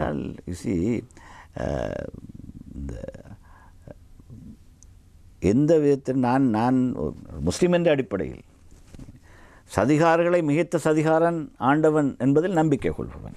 அந்த அடிப்படையிலே ஏதோ ஒரு வகையில் அந்த தண்டனை வரும். ஒரு சிலருக்கு வந்திருக்கிறது என்று நினைக்கிறேன். இதுக்கு பின்னாலும் இதுக்கு கூடுதலாக வரும். ஏன்னா இது மிக அப்பாவிகளோடு விளையாடுகிற விளையாட்டு. இந்த நாட்டின் ஒரு சமூகத்தின் நட்பெயரோடு விளையாடுகிற விளையாட்டு. எனவே இந்த சமூகத்துக்குள்ளே இல்லை. ஏன்னா எங்களுடைய பிரச்சனைகள் இருக்கின்றன. ஏன்னா இன்றைக்கு இதை வச்சுக்கொண்டு இந்த முஸ்லிம் சமூகத்தின் ஆன்மீக ரீதியான பிரச்சனைகள் என்று இல்லாமல் இல்லை. இந்த எங்களுடைய சூஃபித்துவம் சம்பந்தமான கோட்பாட்டோடு இருக்கின்ற ஒரு குழுவினரை தங்களுக்கு எதிராக இந்த தௌஹீத் கோட்பாட்டில் தீவிரமாக இருந்த ஒரு சில குறிப்பினர் தான் எங்களை இப்படி நடத்துகிறார்கள், அதைத்தான் பெரிதுபடுத்தி அந்த கோட்பாடுகளுக்கான விளக்கங்களை கொடுப்பதில் இன்று இந்த ப்ரொஃபஸர் ரொஹான் குன்ரட்ன போன்றவர்கள் எடுக்கிற கரிசனையை பார்க்கிற போது அதை துப்பு துலக்க வேண்டும், அதனால்தான் இதெல்லாம் நடந்தது என்று சொல்ல வருகின்ற விவகாரம் என்பது என்னை பொறுத்த மட்டிலே வேறு விஷயங்களை மறைப்பதற்காக இருக்கணும். உண்மையில் தாரானுக்கும் அந்த அவருடைய தெரிவுபடுத்தப்பட்ட தௌஹீத் கோட்பாட்டுக்கும் இடையில் இந்த நாட்டின் முஸ்லீம் சமூகத்துக்கு எந்த தொடர்பும் கிடையாது. ஆனால் அதை மிக வகையாக பயன்படுத்தி கொண்டு தங்களுடைய இலக்குகளை அடைவதற்கு இந்த கும்பலின் இந்த விஷயத்தை நெறிப்படுத்தினார்கள் ஒரு குழுவினர். அதற்காகத்தான் இந்த விவகாரங்கள் மிக திட்டமிட்டு செய்யப்பட்டன. 52 நாள் விவகாரத்தின் போது தான் 52 நாள் ஆட்சியில்தான் மட்டக்களப்பிலே அந்த 2 போலீஸ்காரருடைய கழுத்து வெட்டப்பட்டு அவரிடம் இருந்த T56 ஆயுதம் எடுக்கப்பட்டிருந்தது. அதற்கு அதை திசை திருப்பதற்காகவென்று ஒரு குண்டு பொறித்த ஒரு மேலங்கி வேண்டுமென்றே அங்கிருந்த ஒரு கல்வெட்டுக்குள்ளே போடப்பட்டிருந்தது. அதை எடுத்து இது புலிகளோடு இதுக்கு சம்பந்தம் என்ற ஒரு கதையை கட்டிவிட்டார்கள். பிடித்து விட்டு சென்று விட்டார்கள். அது பிறகு இல்லை, அதை ஒரு சந்தேகத்தின் போய் கைது செய்த போது புலனாய்வுத்துறை அதிகாரி வந்து அவரை விடுவித்து கொண்டு போகிறார். இதான் நடந்த விஷயம். அதை ஷானி அபிஷேகர மிக தெளிவாக சொல்கிறார். வேண்டுமென்று விசாரணை திசை திருப்பதற்காக எடுக்கப்பட்ட விஷயம் அது 52 நாளின் போது நடந்தது என்பதுதான் விஷயம். இப்படி நிறைய விஷயங்கள் சம்பந்தமாக என்றால் இதை விசாரணைகள் இதோடு முற்று பெற்றதாக இப்போ ஜனாதிபதி சொன்னார், ஸ்காட்லாந்து யார்டை கொண்டு வந்து இந்த விஷயத்தை மீள் பரிசீலனை செய்வோம் என்று சொன்னார். ஆனால் மீள் பரிசீலனை இதுவரையும் பதிவு செய்யப்பட்ட சாட்சியங்களை, இப்பொழுது சாட்சியங்கள் இருக்கின்றன. ஒரு சிலர் ஜெனீவாவில் மட்டத்துக்கு போய் இங்கு இருக்கிற விஷயங்கள் சம்பந்தமான சாட்சியங்களை கொடுத்திருக்கிறார்கள். சிலருடைய எழுத்து மூலமான சாட்சியங்கள் இருக்கின்றன. ஒரு சில முன்னாள் வேறு இயக்கங்களின் தீவிரவாதிகளோடு இருக்கின்ற சம்பந்தம் என்ற விவகாரங்கள், இதுக்கு பின்னாலே அவர்களுடைய ஈடுபாடும் இருந்திருக்குமா, அவர்களுக்கும் ஏதாவது உளவுத்துறையுடைய சம்பந்தங்கள் இருந்ததா என்றெல்லாம் மிக சந்தேகத்துக்குரிய பல விஷயங்கள் இருக்கின்றன. இவற்றையெல்லாம் வெறும் வழக்குகளில் சாட்சியங்களை பதிவதன் மூலம் என்றால் இந்த பயங்கரவாத தடை சட்டத்தை வைத்துக்கொண்டு எதையுமே செய்யலாம். இந்த குற்ற ஒப்புதல்களை வைத்து ஒருவனை சிறைக்கு அனுப்புகிற திட்டம் இருக்கிற போது அதை வைத்துக்கொண்டு யாரையும் பயங்காட்டி எதையும் செய்யலாம் என்றால் இப்போ நாளை மறுநாள் நௌஃபர் மௌலவி வந்து என்ன புரளியையும் கிளப்பி விடலாம். அவராக இது நான் அங்கே செய்ய இருந்தது இங்கே செய்ய வேண்டி ஏற்பட்டது என்றெல்லாம் விடுவார். அதுக்கான திட்டமும் இருக்கிற மாதிரி விளங்குது. மாற்றி பேசுவதற்கும் வாய்ப்பு இருக்கிறது கட்டாயம். ஏன்னா இதெண்டா அவங்கள இப்போ மிக தெளிவாக இதை பயன்படுத்தி கொண்டு எப்படியாவது இந்த நடந்த விஷயத்தை மூடி மறைக்க வேண்டும். இன்னும் ஆபத்து விலகவில்லை. இன்னும் ஒரு முறை இதை இன்னும் எங்காவது இடத்தில் ஒரு குண்டுவெடிப்பை செய்து இன்னும் இந்த புரளியை கூட்டிவிடலாம் என்பதற்கான உத்தேசங்களும் இருக்கலாம். எனவே மிக கவனமாக, என முஸ்லிம் சமூகம் மிக அவதானமாக இருக்க வேண்டும். எங்களுக்கு மத்தியில் தீவிரவாதம் தலை தூக்குவதற்கு நாங்கள் இடம் முடிக்க மாட்டோம் என்பதில் நாங்கள் உறுதியாக இருக்க வேண்டும். அதாவது தவறு பேசினாலும் உடனடியாக அவர்களை நாங்கள் காட்டிக் கொடுப்பதற்கு நாங்கள் பின்வாங்கக்கூடாது. எனவே இந்த விஷயத்தில் யாரும் பயன்படுத்தலாம். எனவே பயன்படுத்துவதற்கு நாங்கள் இடம் கொடுக்காமல் எங்களுடைய சமூகம், எங்களுடைய மார்க்கம் ஒரு சாந்தி மார்க்கம். எனவே அதில் எந்த தீவிரவாதத்துக்கும் இடம் கிடையாது என்பதை மற்ற மக்களுக்கும் நிரூபிக்கின்ற வகையில் எங்களுடைய நடவடிக்கைகளை, அதில் இருக்கிற சில விவகாரங்களில் தப்பு அபிப்பிராயங்களை உருவாக்குகின்ற விவகாரங்களில் நல்ல தெளிவை கொடுக்கிற நடவடிக்கையில் நாங்கள் எல்லோரும் சேர்ந்து ஈடுபட வேண்டும். ஏன் கடந்த ஜனாதிபதிக்கு இருந்த அழுத்தம் இந்த உயிர்த்த ஞாயிறு தாக்குதல் சம்பவம் தொடர்பில், குறிப்பாக கிறிஸ்தவ சமூகம் ஏனைய தரப்பினரை தொடர்பில் அழுத்தத்தை பிரயோகித்துக் கொண்டிருந்தார்கள்? விசாரணை நடத்துங்கள், உண்மையை கண்டுபிடிங்கள் என்று. இந்த ஜனாதிபதி மீது அந்த அழுத்தம் இல்லாமல் இருக்கிறது. இதிலிருந்து அனைவரும் ஓய்வு பெற்று விட்டார்களோ என்று எண்ண தோன்றுகிறது இந்த போராட்ட களத்தில் இருந்தவர்கள். எங்களுடைய கார்டினல் ஆண்டகை உட்பட கத்தோலிக்க சமூகத்தின் பிரதிநிதிகள், அமைப்புகள் இன்னும் அந்த அழுத்தத்தை மிக தெளிவாக சொல்லி வருகிறார்கள். இந்த வழக்கு விவகாரங்களிலும் ஒவ்வொரு வழக்குகளையும் மிக தெளிவாக அவர்கள் அது சம்பந்தமாக பரிசீலனை செய்து வருகிறார்கள். பரிசுத்த போப்பாண்டகை வரை விஷயம் போயிருக்கிறது. எனவே அவர்கள் இதிலே விட்ட கொடுப்புக்கும் தவறில்லை, அடிக்கடி அறிக்கையிலும் வந்து கொண்டிருக்கின்றன. எனவே ஜனாதிபதிக்கு எதிராக இந்த ஜனாதிபதிக்கு அழுத்தம் கொடுக்கவில்லை என்பதல்ல, ஜனாதிபதிக்கு தெரியாத விஷயம் அல்ல. ஆனால் இந்த விஷயத்தை எப்படியாவது சமாளித்து விட வேண்டும் என்பதற்காக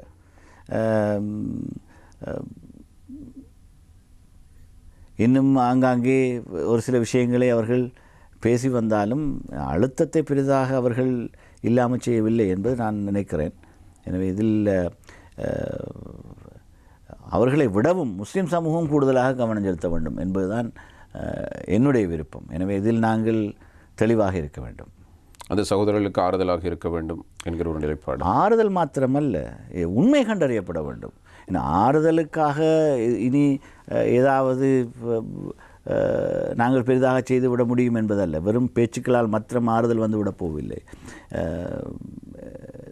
இந்த இந்த இந்த உண்மை வெளிப்படுவதன் மூலம்தான் அந்த ஆறுதல் வர முடியும். உண்மை இரண்டு தரப்பினருக்கு தேவைப்படுகிறது. ஸ்ரீலங்கா முஸ்லிம் காங்கிரஸ் தலைவர் அவர்களே, ஒன்று கிறிஸ்தவ சமூகம், பாதிக்கப்பட்ட கிறிஸ்தவ சமூகம், அதனிடத்தில் இலக்கு வைக்கப்பட்ட முஸ்லீம் சமூகம், இந்த இரண்டு பேருக்கும் தேவைப்படுகிறது. ஒரு சில வேளைகளில் அடுத்த ஜனாதிபதி தேர்தலில் கிறிஸ்தவ சமூகம் இந்த தரப்பினத்தை ஆதரிக்க வேண்டும் என்கிற ஒரு நிலைப்பாட்டுக்கு வந்தால் அதற்கு உங்களுடைய கட்சி எந்த பக்கம் நிற்கும்? நீங்கள் வேறொரு பட்டம், அதாவது இதற்கு ஒரு முடிவு காண வேண்டும், இந்த உண்மையை கண்டறிய வேண்டும், ஒரே நோக்கோடு அவர்கள் ஒரு ஜனாதிபதி வேட்பாளரை ஆதரிக்க முற்படுகிறார்கள். அப்போது உங்களுடைய முடிவு என்னவாக இருக்கும்? அதில் நாங்கள் நிச்சயமாக அதைத்தான் நாங்கள் தீவிரமாக பரிசீலிக்க வேண்டும் என்பது என்னுடைய நிலைப்பாடும் கூட. உண்மை முன்னுரிமை அளிப்பீர்கள் நிச்சயமாக. ஏனென்றால் இது இந்த சமூகத்தை மிக மோசமாக பாதித்த விஷயம், எதிர்காலத்திலும் பாதிக்கக்கூடிய விஷயம். இதை வைத்துத்தான் காய் நகர்த்துவார்கள் என்ற விஷயம். இதை சாத்தியமாக்கியவர்கள் மிக திட்டமிட்டு இதை மிக என்ன அளவு உயிரிழப்பு நடந்தாலும் பரவாயில்லை, நாங்கள் இந்த தரப்பினரை பலி கொடுத்து அதிகாரத்தை கைப்பற்ற வேண்டும் என்று ஏதாவது தரப்பு இதுக்கு பின்னால் இருந்ததென்றால் அந்த தரப்போடு நாங்கள் எப்படி நிற்பது? நிற்கவே முடியாது. நன்றி ரௌஃபக் அவர்களே. என்றால் நீங்கள் நீண்ட தூரம் பயணம் செய்துவிட்டு ஆயிற்சியோடும் இருக்கிறீர்கள். அதனிடத்தில் உங்களுடைய முகத்திலும் அந்த களைப்பு தெரிகிறது. நன்றி. நீங்கள் இந்த இடைவெளிக்குள் கொடுத்த வாக்கை காப்பாற்ற வேண்டும் என்பதற்காக நிகழ்ச்சியில் இணைந்து கொண்டமைக்கு எமது நன்றிகளை நாங்கள் தெரிவித்துக் கொள்கிறோம். மற்றும் ஒரு நிகழ்ச்சியில் உங்களோடு பேசுவதற்கு இன்னும் நிறைய விடயங்கள் இருக்கின்றன, அவற்றை பற்றி பேசலாம் என நம்பிக்கையோடு. நன்றி.